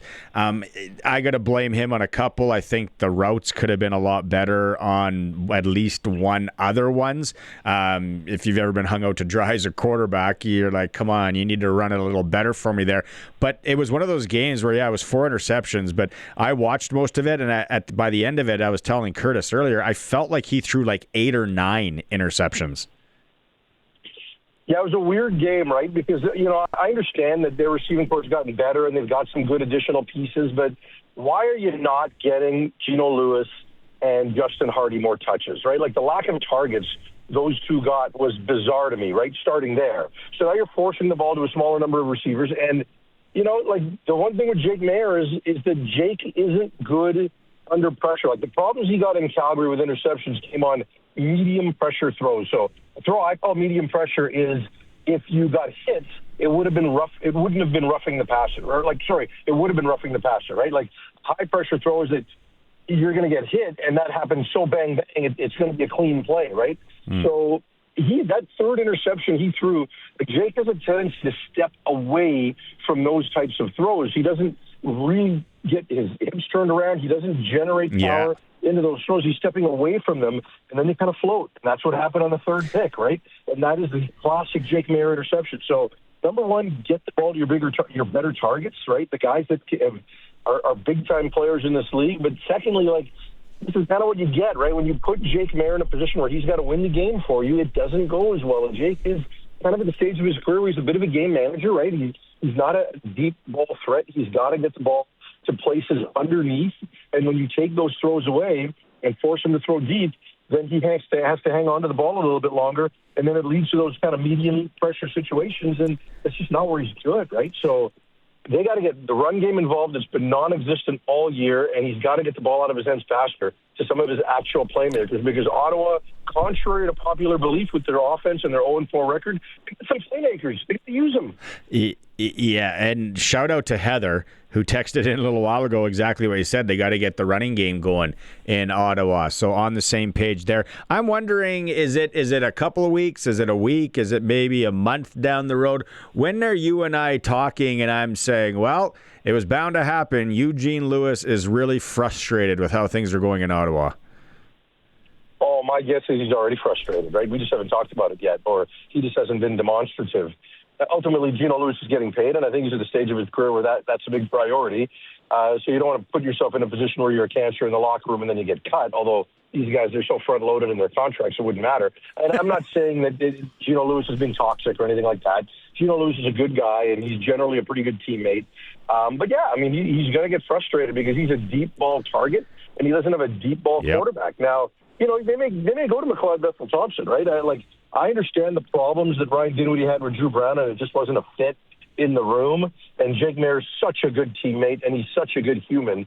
You want him to have success. And if you are Ryan Dinwiddie and you feel that you were able to win a breakup with Nick Arbuckle at quarterback, certainly you believe you can do it with Jake Maier. And he's had, history with Jake Maier before. But ultimately, if you want to push the ball down the field, at some point, he's probably going to give McLeod Bethel-Thompson some run. It may not happen right away, but if Jake Maier and the offense continues to produce so little, what do you have to lose, right? I mean, Dinwiddie's a pretty proud guy. He's a pretty fiery guy, and he'll lose patience in anybody if you don't give them the production that he's used to having. If you're in Scott Milanovich's position, do you start Jake Dolegala Sunday against the Riders, or would you have gone with maybe Trey Ford, who's had success? I would be ready to play them both, right? Trey Ford, for me, has had more than enough opportunities to show that he's a starting quarterback in this league. And, we saw the worst of Trey Ford in that last game, and this team is built around Bo Levi-Mitchell. So I don't think either one of them is the answer, but I think you need to be able to play them both. And I know people will say, well, that's not the right success. That's not the right formula to get a quarterback confident. Well, you know what? That quarterback's got to show me he can play. So this is professional football. This isn't high school football. So you got to show that you can play. And both these guys have had run in the Canadian Football League, right? So get them both ready. And if Trey Ford's playing well, you've obviously got two entirely different offenses for these two quarterbacks. They have completely different skill sets. So Jake Dolegala maybe runs the Bo Levi-Mitchell-ish smaller version of that type of offense. Trey Ford's got to run something entirely different. But Scott Milanovich is a brilliant coach, and he can find ways to do that. So, it's like they're going to – any team that plays Hamilton is going to try to force Trey Ford to beat you throwing the football. They're going to come up with all sorts of pressure strategies not to get to him but to keep him in the pocket. Whereas with Jake Dolegala, you just want to try to get to him. So I think you've got to come up with two different looks and let both of them show you they deserve to play. Trey Ford starts and struggles. Play Jake. Yep. Jake gets on a run. Sorry, Trey. It's the way it goes. I totally agree. I asked Suits this in hour one. Full disclosure, I don't know enough about the Hamilton defense. I haven't watched them enough. I don't know enough. What I do know is when I run to the ticket window with that under for tonight's bet, I might hammer Harris passing yards over 300.5. What do you think on that one? I think so. I think the defense in Hamilton is going to be put in very stressful situations in this game. and Trevor Harris is the man. I have no doubt that Trevor Harris can put up a big number. So, I'm certainly expecting a one-sided result. I know Suits is a big Trey Ford guy. Probably believes they can get something out of that, and maybe they can on a short-term basis. But Hamilton's defense, for me, coming into the year, and I'm a big Brent Monson guy. I think he's a really good coach. But I thought they had some concerns with their personnel in the pass rush and, even in the back end at times, right? And then they've got some injuries at linebacker. So for me, I think their defense was a real question mark going in. But, when you have Bo Levi Mitchell as quarterback, it takes a lot of pressure off of defense. Now there's going to be a lot of acute pressure on that team, that defense immediately. So I'd be worried, right? Brent Monson's going to have to do some things to keep scores down. And, Trevor Harris has seen every look known to man. I have no doubt that Trevor Harris can have a lot of success against that defense. Okay, I want to close. I want to get your take, and I know you don't cover them. You're more of a Canucks guy. I want to get your take on the Leo Carlsson and the offer sheet and where that went and where you land on that, Farhan. Yeah, look, I'm not surprised that Philly made it and that Danny Briere is trying to be aggressive. And I'm also not surprised that Anaheim matched, right? Because, overall, that's a team that's not pressed up against the cap. They've got some wiggle room. Do I think Leo Carlson's worth that money? I don't. But, the cap is changing, and, what was salary cap hell with a certain contract isn't going to be in a couple of years. I think he's a good player, and I think he's still trending upward, and I think he's going to be just fine. I don't think they're going to look at that contract as an albatross. But, if you're Anaheim, you've really spent some time struggling and working through a rebuild, and you can't let those guys go, right? So, but I know with Rick Tocchet and Danny Briere, they were going to be aggressive this offseason, so not surprised they made it, but a little bit surprised that Anaheim matched, but not entirely. All right. You travel safe. Sounds like you're having fun with the boy, making your way into Princeton, New Jersey, and we will catch up next week, my friend. All right, buddy. Have a great show. Have a great weekend. You too. Farhan Lalji, our TSN football insider, joining us on the program here. Yeah, so he likes Harris over 300. I think I do as well. And then tonight, Suits. I should text him. Be like, I'm back on the under tonight. Hard. Running to the co-op right after we're off the air here. We'll get to some of the text messages.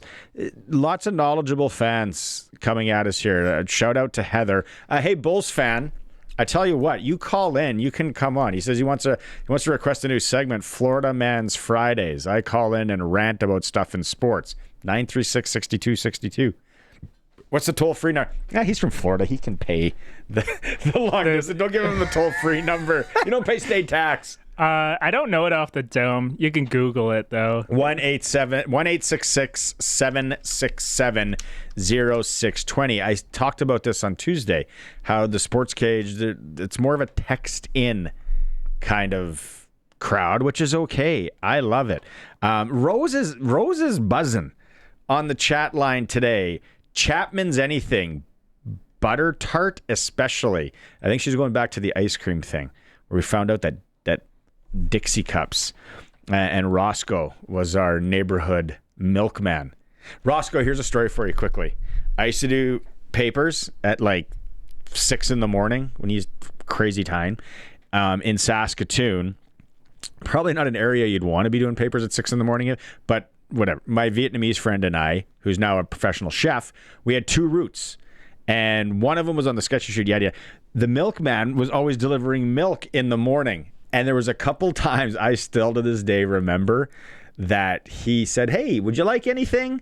And I was like, "I would like a chocolate milk." So he's like, "Here's a Vico." And it was like so cold and so good. And it just was chocolate milk, which you've always had chocolate milk. But it was just something that some milkman at 6 a.m. Looking back now, that seems really weird. My parents, hey, maybe don't take that stuff from the milkman at 6 a.m. and you're in grade 8.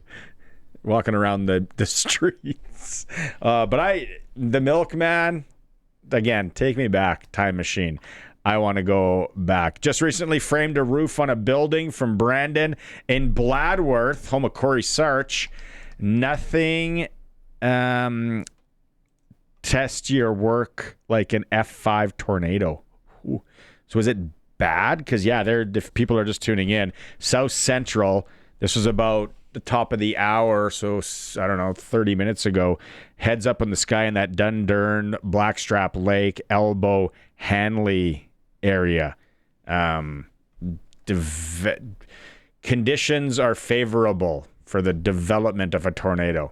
I just made that up, but it's something along that line. Wow, meteorologist Barney. All right, we're going to come back with more weather in my deep voice. No, we'll go to break here. We'll come back with some audio from the Riders Sports Cage on this Friday. Cravens here. Riders play on Sunday. Having a good time. Thanks for tuning in. Streaming through our YouTube channel at sportscage.com. Hot enough for you? Scorcher out there. Are you going out to the valley? Are you in the valley? Are you coming in for the Rider game this weekend? Maybe taking in a little of the festival, a little Creed tomorrow night, and then the Rider game on Sunday. It's going to be hot in those seats. That's it's auto back sweat. It's a good weekend to be in Saskatchewan, though. Lots going on. You see the crops around? Knock on wood with this weather. The crops that are coming up around, do they look juicy in the areas that I've seen. And I'm a farmer from way back. I know 3 things. I don't know if farming, soccer, and the Blue Jays. I'm a farmer from way back. When have you ever said that? Maybe I just don't listen, but I've said it on the show. I would love to drive a combine for 25 minutes. Wanting to and having driven a combine are 2 different things. Well, I didn't grow up on a farm. I just talked about doing papers on 20th Street in Saskatoon. And that was my get up. And bring back the milkman. Bring back Roscoe. Roscoe and the Milkman. Sounds like a band. Sounds like a band that would play the beer gardens at Country Thunder. Roscoe and the Milkman. When is harvest? I don't know, Jeffrey. Coming up. Really good dad joke on the Prairie Land Rentals text line because Farhan said he's traveling from Dartmouth to Princeton with his son. And it was Jeff that kind of had a dad joke. He said, Ed, I got a dart in the mouth once. Ha, ha, ha. Ed saying how many points did he get for that? 3 stitches. What about the call? Did Bulls fan call in? I know it's hard for you to see in the studio if we have a caller or not. Yeah, it's a challenge. I didn't see the line light up, no. So I was even looking too. As soon as you prompted it, I was like, someone might actually call in. And we've got people. We've got 3 people that agree that the white Freezie bottom of the. We're saving this for a sidebar. Where do you land Wednesday? Vico came from Melville. You could look that up, Curtis. Vico. That's the origin? Oh, here we go. Vico was a brand of chocolate milk manufactured by the company Dairy Producers. When Dairy Producers were bought out by Dairyland in 1995, the Vico line was abolished. Why didn't we riot? It was 95. I would have rioted. It was available in Saskatchewan, Canada, a few parts of Manitoba, New Brunswick, and Quebec.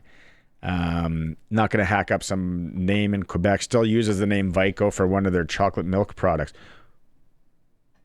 Where does this? It doesn't say anything about. It doesn't say anything about Melville. Not that I'm calling you a liar. An alcoholic beverage with a variation of the White Russian was made with vodka, ice, and Vico, known as the Psycho Vico. Yee, Texas tea.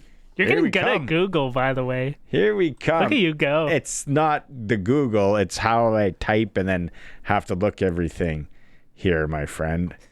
You're doing a great job. Keep up the good work. I grew up in Saskatoon. Text line. You got to leave your name. Remember the milkman from Palm Dairy handing out ice cubes to all the kids on a hot summer day? Ice cubes? That's a ripoff. The guy's got ice cream in that truck. What are you doing handing me ice cream, man? I also remember the Hostess chip delivery driver. Hostess chips. Oh, yeah. Would toss a bag of chips out the back of his truck to the kids near Esty School Park. I don't know where that is. and who didn't get their water from a garden hose. Yeah, garden hose water was good times. Garden hose water is still good times. Saskatoon water's amazing, though. So out of a garden, I still go home, want to hook up a hose in the backyard of my mom's and slug back a bunch of water. Vodka, garden hose water, splash a lime. Ooh. The garden hose has like a slight hint of copper when you kind of like drink from it, but it's good. It's good. I like it. Maybe that's rust. I don't know. It's been a while since I drank from the garden hose. Dairy Queen started in Melville in 1953. Thanks, Doris. This is an educational program. Great text message. Is it? I feel like it's just like a lot of questions. Andrew, who doesn't remember beep? Sometimes we answer Curtis probably has no idea what beep is. I don't have an idea of a lot of things, but I learned too. It's educational for me too. You know, when I first started producing the show here, operating it, as Barney would say, I didn't know anything about the Rankin family, didn't know anything about Super Channel, didn't know anything about... You still haven't finished UHF though, man. The hatred of white Freezies. I learn something new every day. You haven't finished watching UHF though. You have no idea who Sally Weaver is on the Wheel of Fish. I do know who Stanley Spadowski and his funhouse. Yeah. So Scotty Scheffler missed the cut at the Scottish Open. Yeah, I saw that earlier. He's made 78 straight cuts over the last 4 years. Where are they going? They're going to Royal Liverpool. They're going to a course that I want to play next week.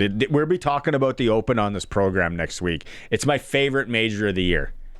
I love Scottish and golf over in England. Bell's Dairy, Melville. There's a lot of...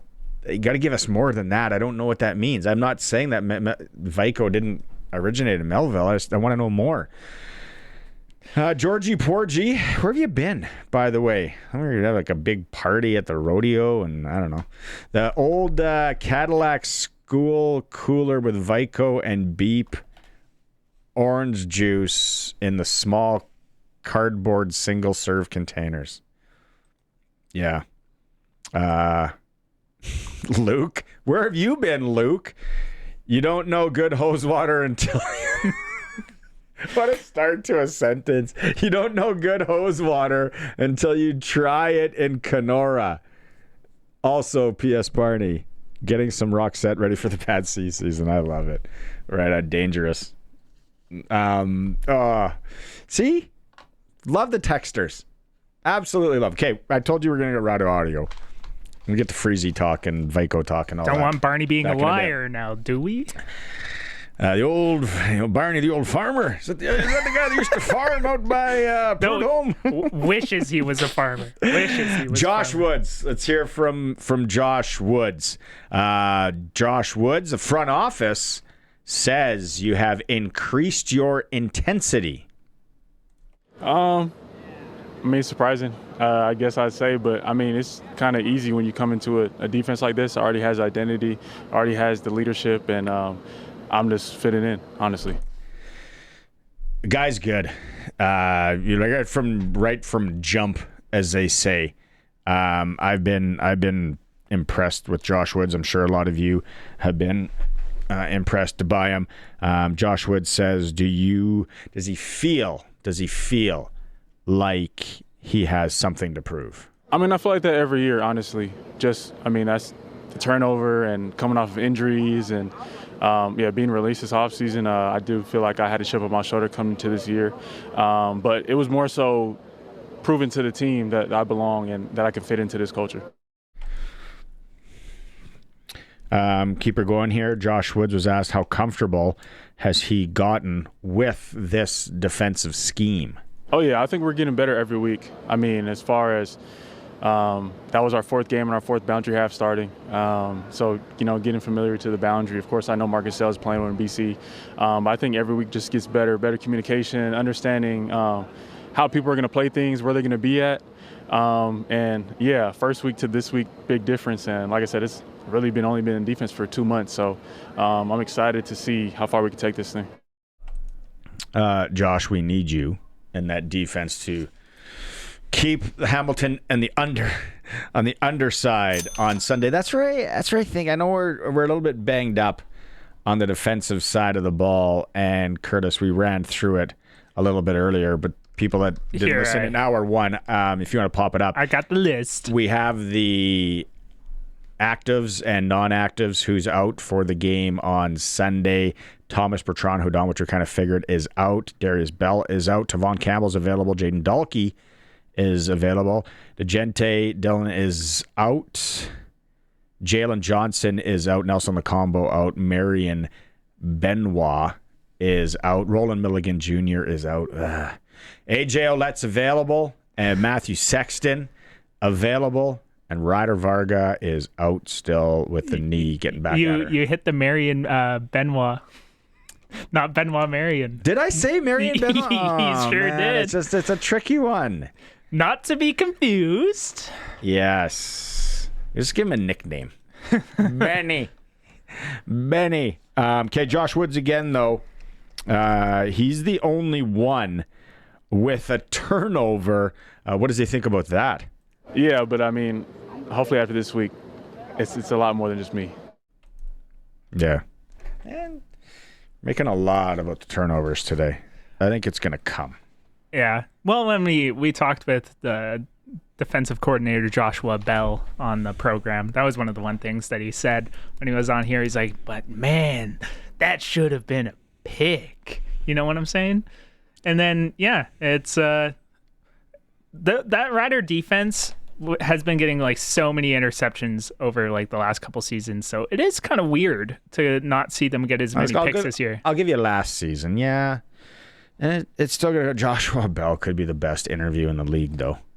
Oh, yeah. I love Joshua Bell. He still wants to come back, remember? Allegedly. I told him. I saw him outside the stadium. I said, you said you want to come co-host. I'm going to hold you to that. He said, oh, yeah. I want to ask all the tough questions. That was pretty good. That was a good mannerism right there. Oh, yeah. Let's go with Josh Bell. Can you go to Mace here, Curtis, Corey Mace, about Mace 3, about Vaughters, who's been a favorite around here, and Luke's talked about him a lot. Here's Corey Mace tells us about James Vaughters. No, I mean, I've been around James for a long time. We spent a few years together at the beginning of his career, so there was a reason I think that he was here, and I hope the feeling was mutual of why he wanted to be here, just familiar faces, but physical presence, even though he's a defensive end, some situations if we got to kick him down inside, he can get that job done. We use him sometimes as a linebacker off the ball. He can get that job done.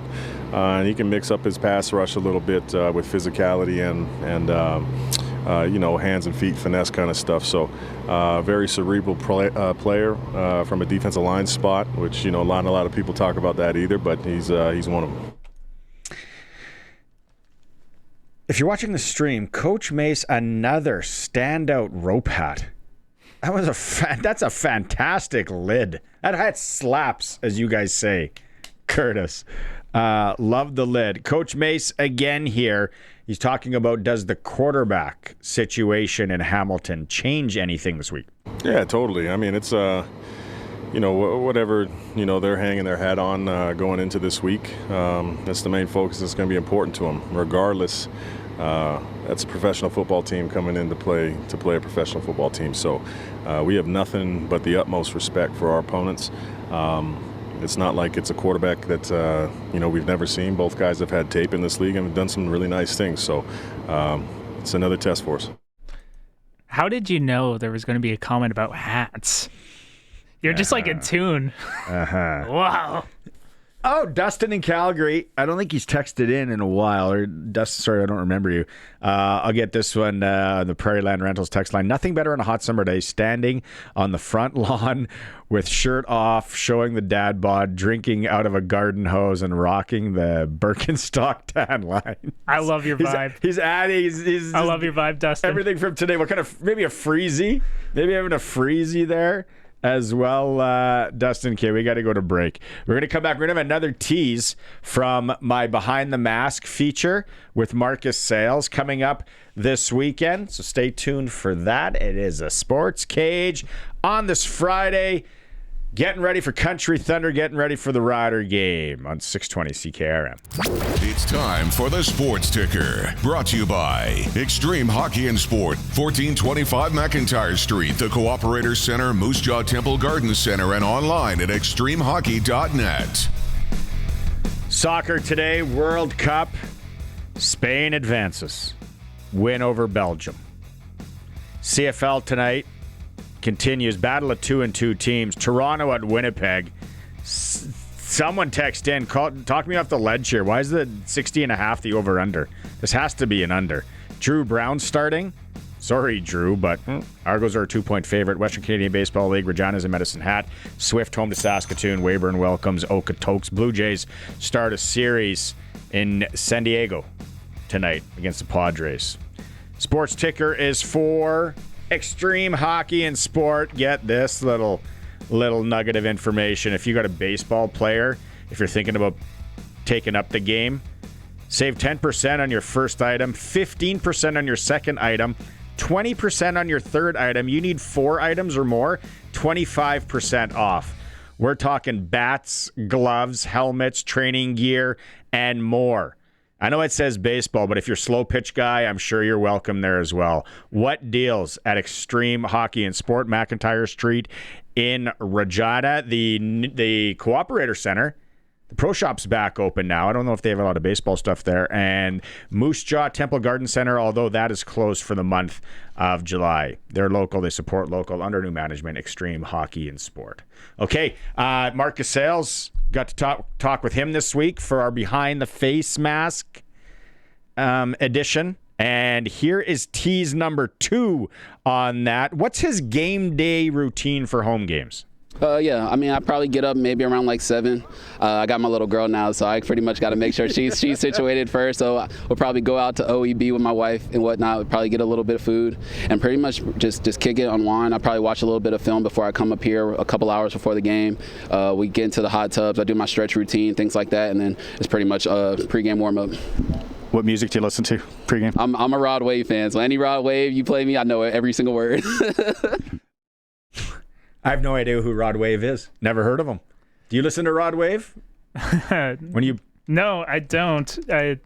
We always learn something new on the program, if you will. Mm-hmm. Yeah, so you learn something new. How about this from Sid in Lumsden on the Prairie Land Rentals text line? Hey guys, I hate false info. The very first DQ in Canada was in Estevan. Whoa. There is a plaque in the restaurant showing the accomplishment. Original store was replaced, so the location in Ontario holds the record for longest at the same building. There we go, Sid, giving us the knowledge. I love that. Freezie talk. See, we get some defenders of the white Freezies. I think not having Milligan on defense has been hurting us the last couple of games. White cream soda freeze is a banger also. Root beer, get out of here.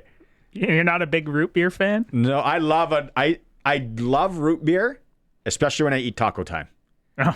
Other than that, you know what I can't drink? Dr. Pepper. Dr. Pepper can take a seat. Dr. Pepper rips. No. More Vico. I know a lot of you are texting in about Vico and Beep. And we'll get to that if we can. And hour 3 is jam-packed. Hour 3, we got Luc Mullinder. We have Lotto Lawrence talking gambling sprinkle of the day. And former U of R Cougar hockey player, WHLer Zach McPhee, who is playing the main stage at Country Thunder. He's now a country music artist. He's in hour 3. It's all coming up after the news. All right, hour 3, last hour of the program. Heading out to Country Thunder. We just heard Colin Lovequist say there's ghost cars. Whoa. I love ghost cars. They got to come out with ghost cars, though, like a Buick Lucerne. Like a Sunfire. They're always all souped up. Now, I went by one the other day. I'm like, wow, that is a nice SUV. Oh, wait a minute. That's cops. But hey, they got to stay safe. Don't drink and drive. Don't be stupid. All that with the shuttles and now with the Uber. I'm sure if you know a taxi guy, he'll come out and whip out there and get you. Be smart with it all. Prairie Land Rentals text line's been a buzzsaw today. And it's all stemming from Vico and Freezies and Dixie cups and the stupid spoons that they gave you that you tried to eat. Stupid. Tried to eat ice cream They're fantastic. They taste amazing. If you're watching on the YouTube feed, you see how excited Curtis is about the I love wooden ice cream, baby. spoons. Yeah, you're weird, man. You're weird. Prairieland Rentals, by the way, 600 Albert Street. You walk in there, you're dealing with the owner. Anything you need rental-wise, if you got a project on the go, from a skid steer to a power tool, they can get you. And then also the Husqvarna dealer in the city. We're talking warranty. We're talking robot. They got robots that cut your lawn with the robotic lawnmowers, and there's discounts on right now. Anything Husqvarna, 600 Albert Street, Prairieland Rentals. Kevin's saying pre-Craven pints and wings. Oh, I thought you were inviting her. That was a question. I see it. It's a statement. I see it. Kevin's buzzing, getting ready for a little Riley Green. You a big Riley Green guy, Kevin? Ken just texting in saying Craven Memories, old school here. 144 day. What a way to save day at Woco. On way home, Mom, Pa stop, Craven Motor Inn, Brown's Cafe, Strawberry Shortcake Ice Cream Bar. He's just going off here. White Freezies suck, he's saying. The white Freezies, they're not bad. We've had 1 or 2 people saying they like the white Freezies. Everyone else is on board. You know what? I don't think there's a Freezie flavor that I dislike personally. Like, there's obviously ones that you prefer, but none of them suck, in my opinion. Yeah. In my humble opinion.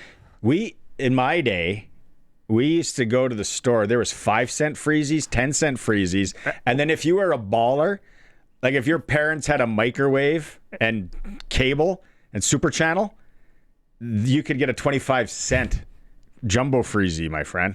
Oh, inflation. I only remember 50-cent jumbo Freezies. And how come nobody's jumped in on the snack and a half? Who doesn't remember the snack and a half ice cream sandwich thing that we were allowed to buy in the 80s? I don't remember, Barney. Well, no, you weren't alive. So go with your Birkenstock tan and just look up what a snack and a half was. Riders ins and outs this weekend. If you missed it, didn't catch it in hour 1, Thomas Bertrand-Houdon's out. Darius Bell is out. Tavon Campbell, that's close. He's available. Jaden Dahlke is available. DeGente's out. Jalen Johnson's out. Lacombo is out. Benoit Marion is out. Good job. Roland Milligan Jr. is out. AJ Ouellette, he's going to be back there running with that beard in the 40-degree Humidex. That's going to feel great. He's available. Matthew Sexton is available. And Ryder Varga, Sasky, he's out. He's still working that knee out. So I expect after the bye week that he'll be back. Jake Dolagala is starting. All 6'7" of Jake Dolag. Are there going to be kids chirping him, heckling him on the sideline with the 6'7" thing? Or are they not going to put all that together? Probably not. I'm not. No, I'm giving them some ammo. I'm giving them some ammo right now. I think we're going to see Trey Ford, though, and those little legs of fury running around. I still don't think they're scoring much. I'm hammering. Like, to the credit union, ATM hard. Hammering the under. Hammering the under tonight, hammering the under on Sunday. You heard it here first. That's what I'm doing. Did you figure out what you're going to do with the Winnipeg game yet?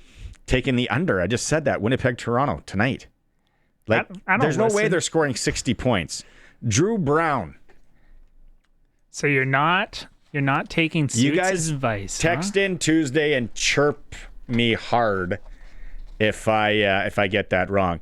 All of our guests, of course, always join us on the Western Pizza guest hotline. I had lunch with Spiro today. Perfect pizza, generous amount of toppings, all the Greek favorites you just can't get at home and make at home. You got the souvlaki. Don't sleep on the lasagna, rib salad. You visit your local Western Pizza. Luc Mullinder's just trying to log in right now on the Western Pizza guest hotline. You can hear the team starting at 2 o'clock on Sunday. Kickoff is 5:30. Roscoe, the milkman. By the way, Roscoe, if you're ever here tailgating, I'm sure you got milkman stories. The old wives' tale, you get what I mean? We're going to have to get together for a pint. Roscoe remembers the snack and a half, and Andrew up in Stoon in Saskatoon remembers the 25-cent jumbo Freezies. Clark in Conquest remembers the 25-cent Freezies. James in Swift Current hates the white Freezies. It's Freezie talk. It's Freezie season right now. Okay, there he is. He's logging on. Let's talk to Luc Mullinder. Okay, here we go. Teed it up. We like to get him right before game day. Luc Mullinder, our football analyst on the broadcast crew. I talked to Sharky yesterday. This is a good time to have a pool. Yeah, it's awesome. However, you also, I will say, this is a first world problem. You also need shade, right? Okay. Yep. And like I'm starting to become the guy who's like, oh man, it's awesome. We got a pool on. Oh man, we don't have enough shade. You know, so yeah, there's a balance. Then, or are you buying lots of umbrellas? There's you know what? I'm actually cut. One of them's dying, so we're gonna get rid of one of them. Okay. I'm gonna get rid of one of them, and then I'm gonna put some more shade up. So, because you get the fellas coming over too, right? And they're all big dudes, and all the first thing they do is complain. They don't get in the water. They complain about the lack of shade, So, Yeah, no, and I said to Sharky, I don't know, SportsCage fans, what's the bet? What would be the line? Do I get invited to Sharky's pool first or Luc's pool? I told you. I think it was overwhelming that Sharky's, because you probably private, gated community, probably need a code and all that to get into yours. Oh yeah. You're not getting into mine just easily. You're not just walking in. This is not Massey Pool. You're not just walking through the gate over here. But you got an open invite, man. I've told you before. Come do an episode here. Okay. You're gonna have to put up with the dog, but my son, he'll help you out. He'll be bringing you drinks and stuff. So we're good hosts. I love it. I love it. Speaking of weather, let's go there then. It's supposed to be like, mid 30 something with the Humidex, high 30 down in that bowl. As a guy that's played, Luke, will weather be a factor with the heat like that? Where will it be a factor? Cramps? I mean, yeah, you're going to see the wide receivers and DBs. They're so soft. They're going to cramp up, right? But the problem is for the big fellas. Your old linemen. The strength of the team, the strength of your offense, the offensive line, you got to take care of those guys. Those guys need cold towels. Those guys need fans, because the big guys, they don't do well in the heat. They'll play all day in the cold. Yeah. We'll play all day in the cold in the trenches. But when it's 30, 35, you got to, again, I've told you guys how glorious one of those ice towels is when you put it on and it's hooded up.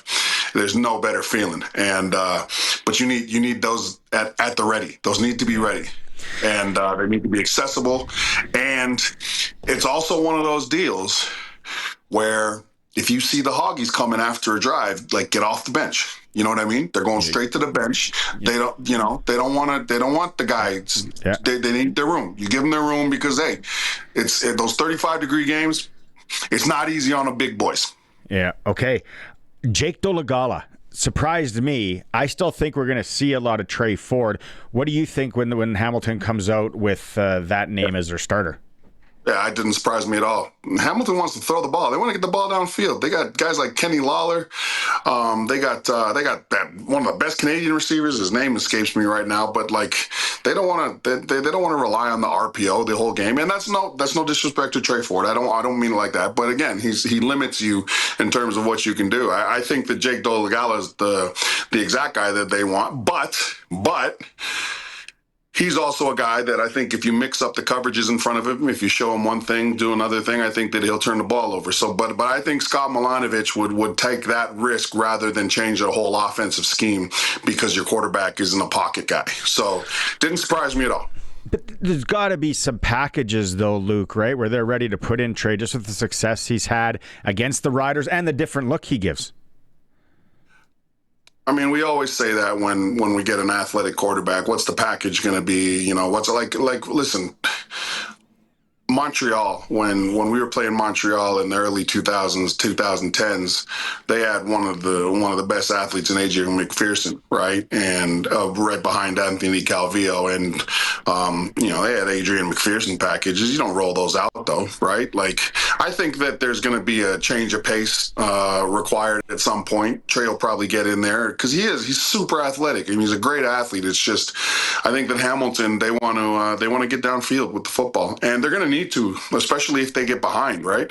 If they get behind to the Saskatchewan Roughriders, that's going to increase their need to get downfield with the football, and you're not going to get downfield. And again, if I'm Saskatchewan's defense, it's not like you're going to be surprised with Trey Ford's skill set, right? Hey, look, if he does get outside the pocket, just make sure you're aware where the receivers are. They're going to adjust. They're going to try to flow to him. Don't let anybody behind you because he can get that ball at all sorts of weird angles. He can get it out and down the field, right? Like, you just got to understand what you're dealing with. Speaking of packages, Tommy Stevens, we see it in Ottawa. Now, we've seen it in bits and pieces, but Luke, I'm watching that and I'm like, I think this is something they've been practicing. They've wanted to use it. Now they got some live reps with it. Now let's maybe shelf it for when we need it down the road. Like, I don't think that's something we might see often. It was nice to see. They got live reps at it. Now we can kind of put it away. That's just maybe how I felt with it.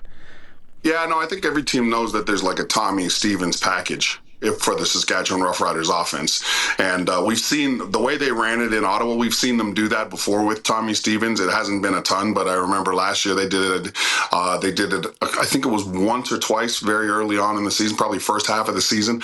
Again, you love watching the guy play, right? He's everything that you want a football player to be. He's tough. He plays hard. The guys love him, right? And he just, you can tell how much he loves football. And so whenever he's out there, he's a joy to watch. But right now, his role isn't about the Tommy package. His role is continuing to be almost guaranteed when it comes to third and second and short. And I think that that's somewhere where I'd love to see Tommy, not the Tommy package necessarily, but if it's second and one, you got to remember, and this might happen in a big game, second and one is an opportunity to try something new. Because you're going to go, with Tommy Stevens, you're going to go for it on third and one too. So, do we get a look where we can isolate a wide receiver on a safety one-on-one, right? Do we let him throw the ball? Like, there's the nice part about Tommy Stevens is there's multiple things that make sense to do, but it's going to always keep because the other sideline is going to know what he's capable of, and the more you have to prepare for in practice, the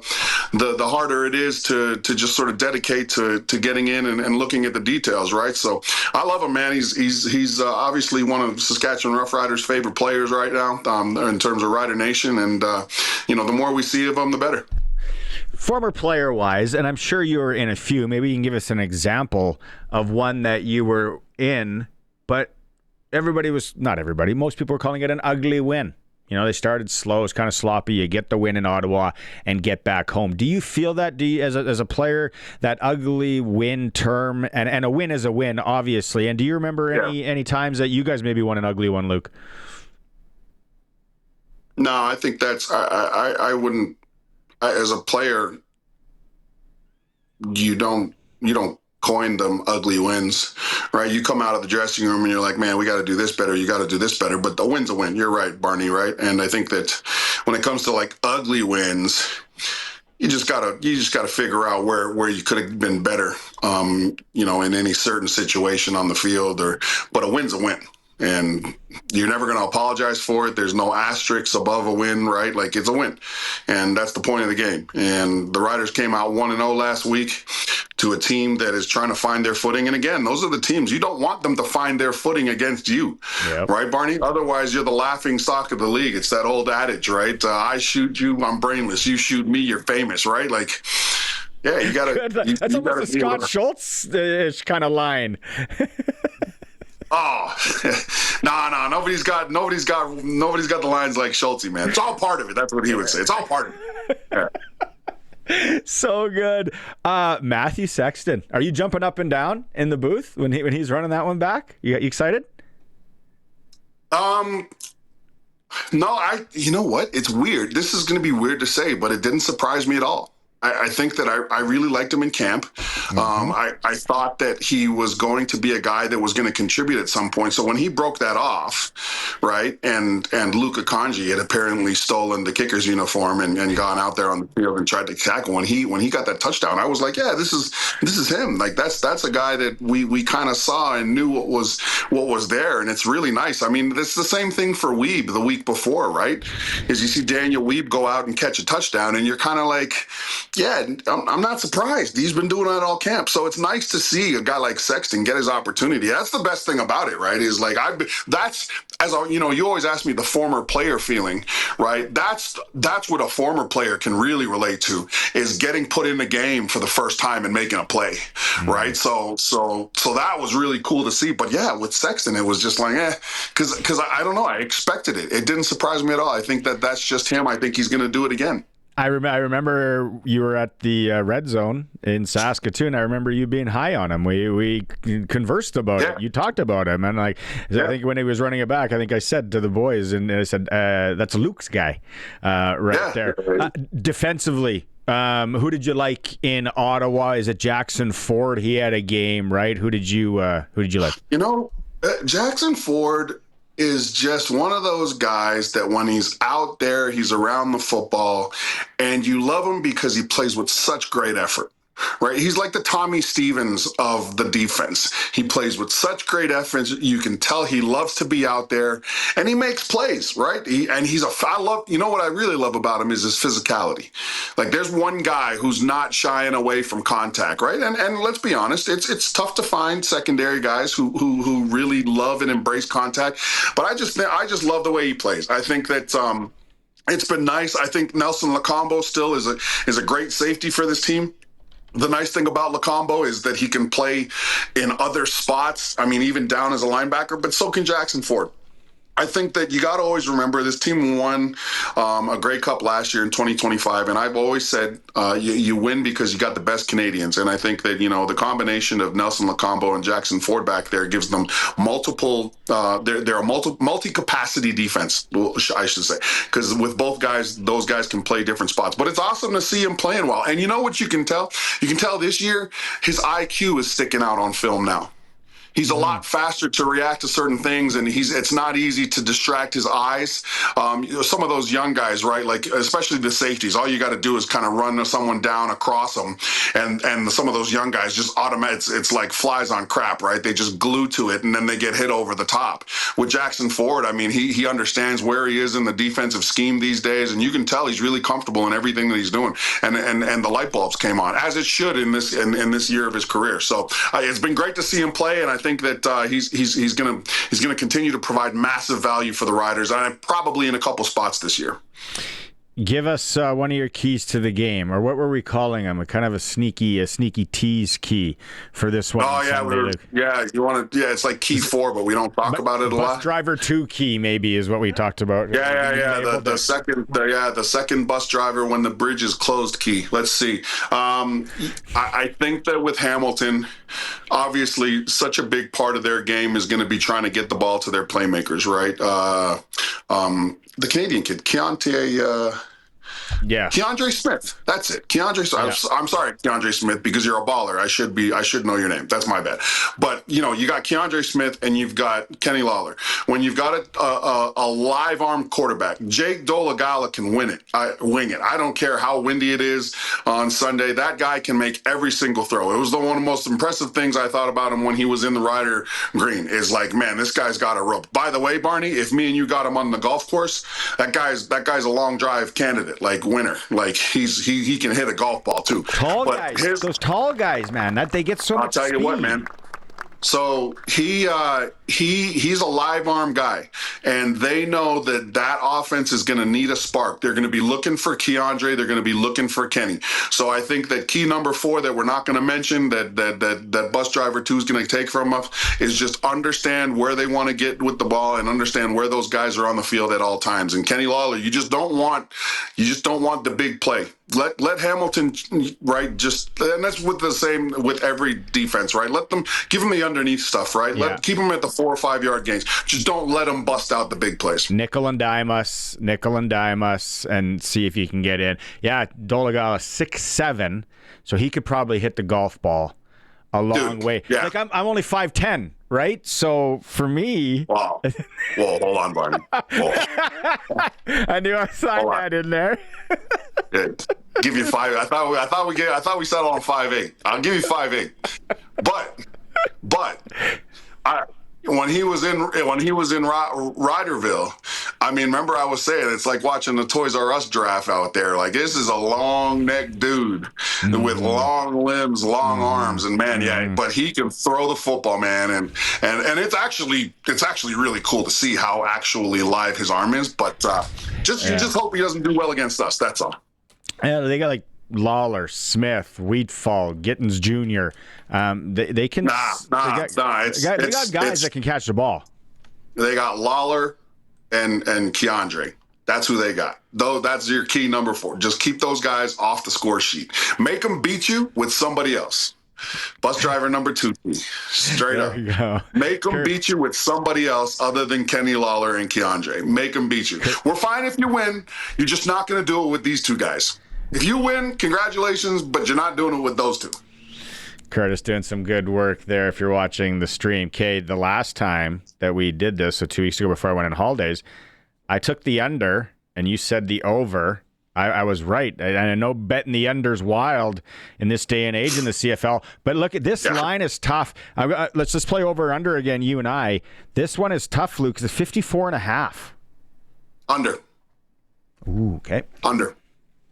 Let's go with the trend, man. We saw some low-scoring games here last week, right? Like, the Edmonton Ottawa game wasn't that flashy until let's go under. Let's hope the Riders score high and the Ticats score low. I'm telling you, I think there's going to be a couple interceptions out there. You just got to be able to capitalize on them. Okay, there he is, Luc Mullinder, our football analyst. You get back outside, find some shade. I gotta watch the rest of this. I gotta watch the rest of this World Cup game, man. You're taking up my my time. Yeah. Awesome, buddy. Have a good call this weekend. See you later. All right, man. Peace. Luc Mullinder joining us. You can hear the crew Sunday afternoon. Curtis, what time do we start? 2 p.m. Oh, because kickoff is at 5. Yeah, 2 p.m. 2 p.m. would be when we start. Buzzing at 2 p.m. here. Also, on the over-under talk, Ottawa versus Edmonton. Oh, yeah, the over-under was set at 57.5, eh? Yeah. That's under with a little breathing room, eh? Ooh. Exactly, my man. Okay, so much more to come on the program. We are going to have Lotto Lawrence. Speaking of Sprinkle of the Day and gambling, Lotto Lawrence came up. And then Zach McPhee, hockey player turned country music star. He's playing Country Thunder this weekend, former U of R Cougar. That's still to come. It's a SportsCage streaming through our YouTube channel at sportscage.com. It's time for the Sports Ticker, brought to you by Steelcraft Doors Regina, made in Western Canada for Western Canadians. Sports Ticker, here we go. Battle of 2-2 teams tonight in the CFL. Toronto is visiting Winnipeg. Drew Brown starting. The Argos are a 2-point favorite. I like the Argos there. That one goes tonight. Obviously, we're getting ready for the Riders in Hamilton Sunday afternoon here in Regina. Western Canadian Baseball League tonight. Regina Medicine Hat. Saskatoon's at Swift. Okotoks is at Weyburn. And the Toronto Blue Jays, they are starting a series in San Diego tonight against the Padres. And we did have a text message to come in. They're listening to the show, and they don't want us to say the score of Spain, Belgium from the World Cup. So this time, I'm going to leave it off because I know you're recording it and you can't turn the radio off. So didn't want to catch you by surprise. So I'll leave that one. Spain, Belgium, you can look it up online. Sports Ticker for Steelcraft Doors in Regina. Made in Western Canada for Western Canada. They also have outlets in Prince Albert and Saskatoon covering all of Saskatchewan. All right, Lotto Lawrence is joining us. Sprinkle of the day for Sports Select, sportselect.com. Make your picks online, generate a QR code, take it to your Lotto Spot retailer, scan away. There you go. Every bet is 100% legal. Chance of winning cash in hand when you're ready to play. Play at sportselect.com. Lotto Lawrence back again, a fan favorite here. Lawrence, where do you... I'll throw this out there, and I know you listen to the show. I can't believe how much soccer I've been betting on. I'm right into this soccer and the over-unders and winners and all that, taking most of the favorites, and I don't know what is going on, but I can't believe I'm into soccer. Have you got into the soccer at all? I threw a few early on some ties and hit a few, but not that much into the soccer. Team Canada, I watched some of those games, but I bet some ties early on, had some success there. But lately, no. I do, for whatever reason, think Spain. I don't know. They haven't allowed a goal yet. I mean, if you don't allow a goal, that's pretty good to me. So good point. Okay, where do you want to take us, Lawrence? What have you been looking at the last few weeks here? Well, we'll start with tonight's baseball, and we go to props, and because of the Sports Select, you got to win by the 2 runs for the home and visitor. It is tough because there's a lot of ties, and especially when a home team is up 3-2 and they don't bat in the ninth. So I find that tough to win by 2 in the Sports Select pro line. Yeah. But I love the props. Props is total bases. We talked about this before. Tonight you got Philly against Detroit, and not great pitching, Flaherty and Nola, but Schwarber on the road, so he's going to get and he's a leadoff guy with the Phillies. He's going to get 9 at-bats. Schwarber plays .225 against Kerry Carpenter. 32 home runs for Schwarber, only 13 for Carpenter. Total bases, this makes sense. Schwarber, I love him. .225 there. I jump on that. Wow. Okay. Anything Blue Jays-wise while we're talking baseball? Well, what I like Blue Jays-wise is there's a great props bet for the Blue Jays. Or not props bet, sorry. A great bet for futures. Yeah. Now, no to the playoffs, 140. Yes to the playoffs, 245 currently. Oh. Really like that. I know that they've struggled. This team is too good. They make the playoffs here. I know it's going to be a wild card because of the Tampa Bay Rays are running away, but it's a wild card. Okay. And the Jays are still a good team. Don't forget about the Blue Jays here. Is that you with your heart or your head or a little bit of both? All of the above. Okay, all of the above. Yeah, love them. What about CFL? Well, I played last night. I'm going to admit it. It was an in-game bet somewhere, but I played Ottawa. I didn't think they were going to get blown out the way they did. But what do you think in CFL? Do you want to look at Riders Hamilton with the backup quarterback coming in here?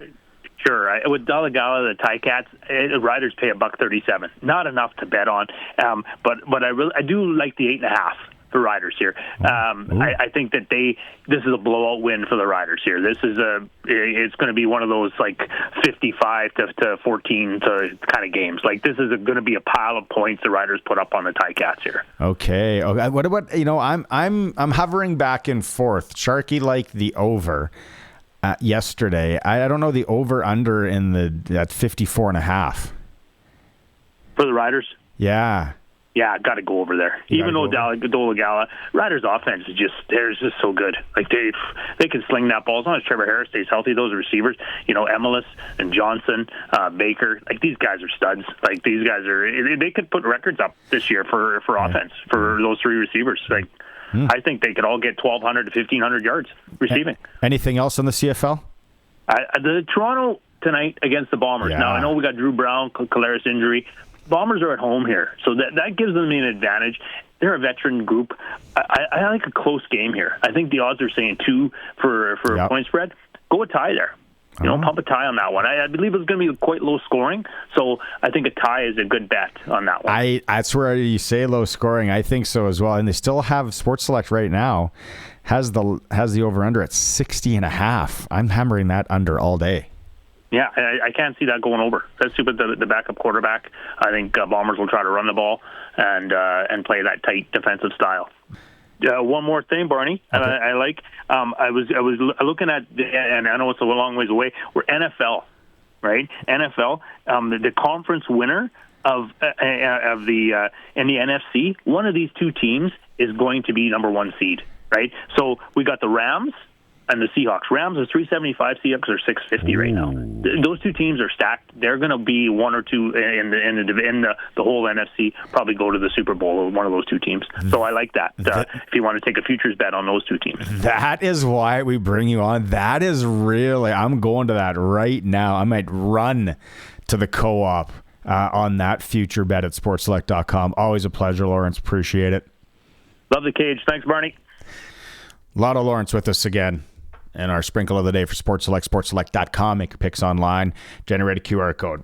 It is a sports cage coming up. Little hockey player turned country music star. Hear more about Zach McPhee playing the main stage of Country Thunder. It is a sports cage. We're on your home of sports and so much more.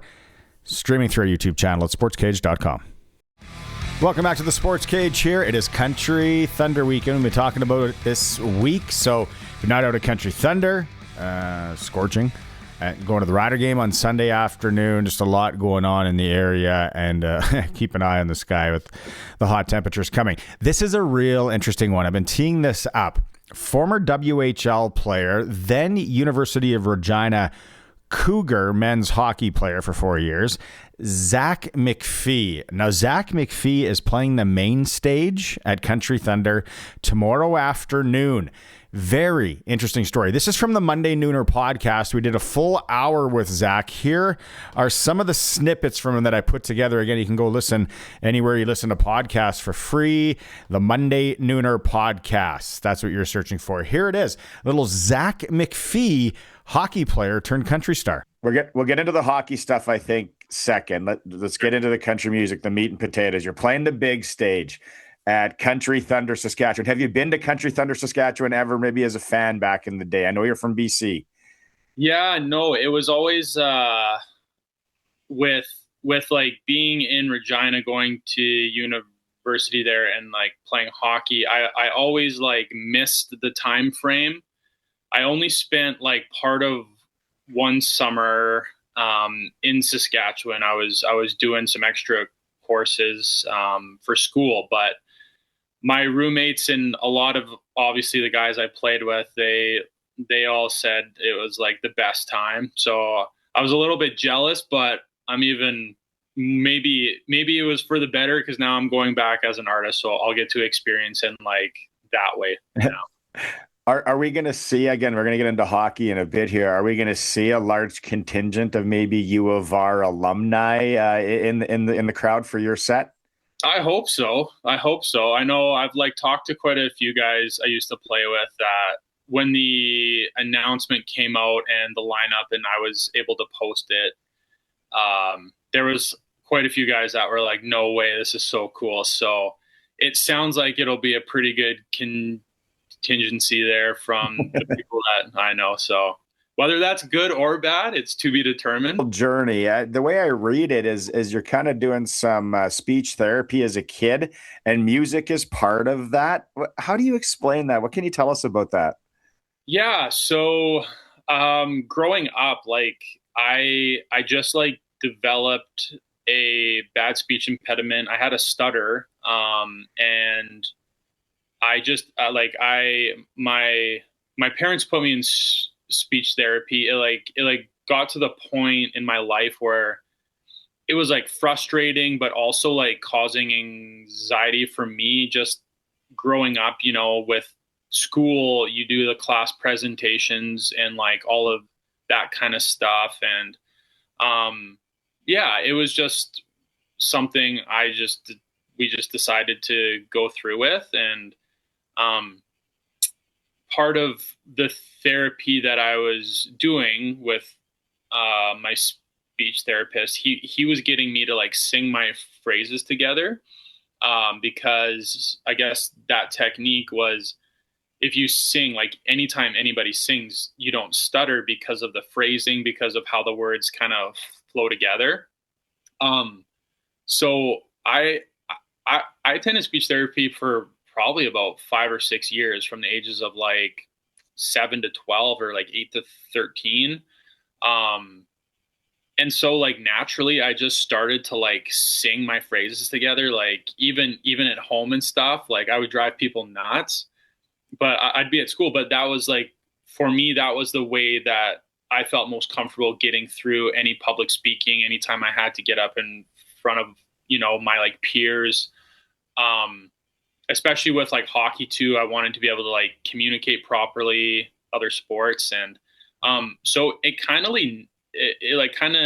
naturally flowed from there.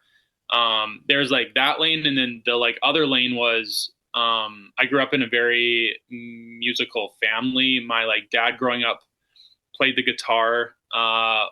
Both sets of my grandparents played piano or guitar. My mom sang in choir growing up. My older brother of 7 years, he kind of naturally stepped into wanting to learn the guitar too. And as the youngest sibling, seeing your older brother do something, like he was a big inspiration for me with like hockey and baseball.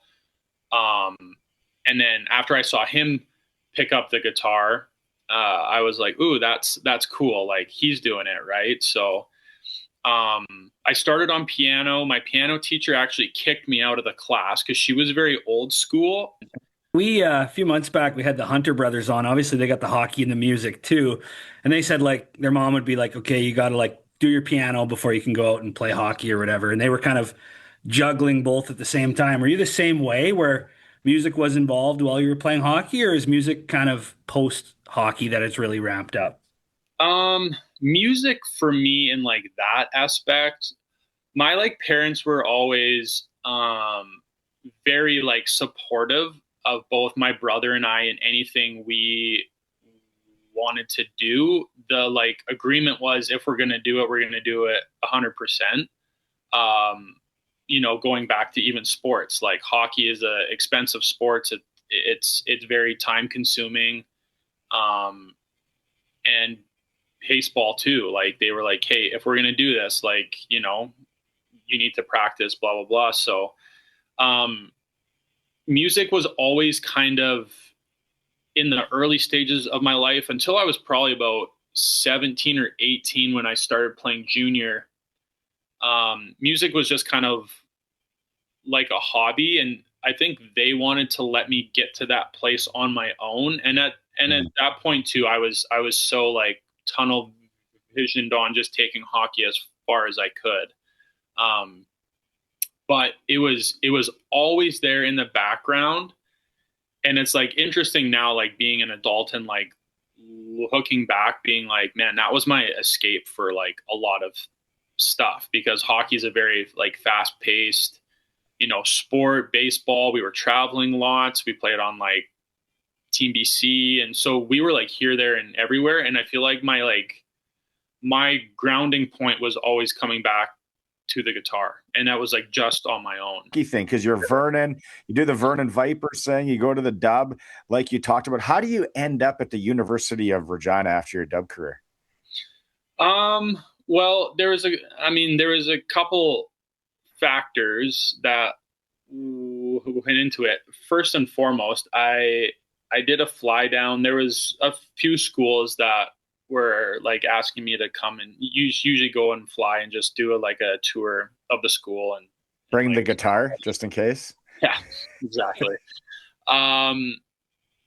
But when I flew down to U of R, first and foremost, the city, the people were like huge for me. I was committing myself to 5 years of school and hockey, and for me, community and kind of the people you're surrounded by will be the best experience, right? Like, so I had played with two guys that were there from Everett, Cody Fowley, and Lucas Gore was there as well, who I had known from Vernon. He's a few years older. But it just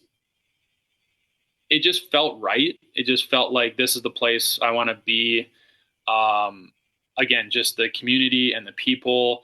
Todd Johnson, who was the coach at that time too, he had ties with Kootenay as well, because he was an assistant coach there before he got the job at U of R.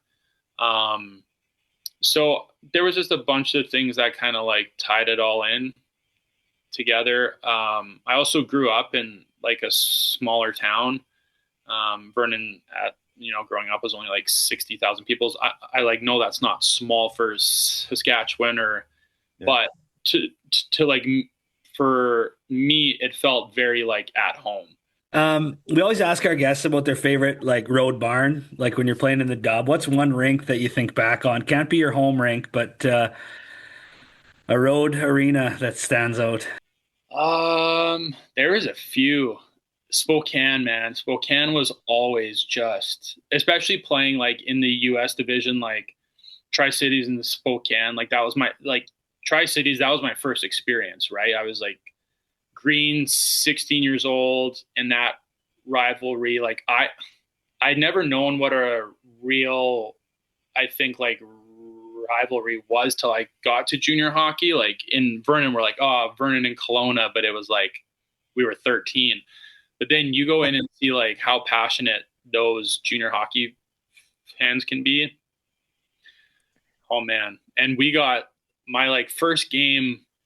Spokane was very, very good too. Like I think they ended up winning it my first year. They had like Jared Cowan and Tyler Johnson and a bunch of those guys. And I was like, I didn't play a ton. I was like on the bench, but I was just like, holy man, these guys are good. Like those guys are big, they're fast. Like Spokane, they have that flipping goal song, and it's like you get scored on, and it's like the East Side Mario's theme song. It's like do do do do do do do do do do, and the whole place is going nuts. Like 10,000 people are going nuts, and they're like chanting, and then they have a big gong at the end that they ring every time you score a goal. I think we got beat like 8-2 my first game there, and by the end of it, my ears were just ringing because that gong was going off so much. Hockey player turned country music star Zach McPhee. He plays the main stage at Country Thunder tomorrow, Saturday at 4 p.m. Full interview is available at the Monday Nooner podcast. Anywhere you listen to podcasts, of course, it's always free. It is the Sports Cage. We are on the home of local sports in Saskatchewan, 620 CKRM.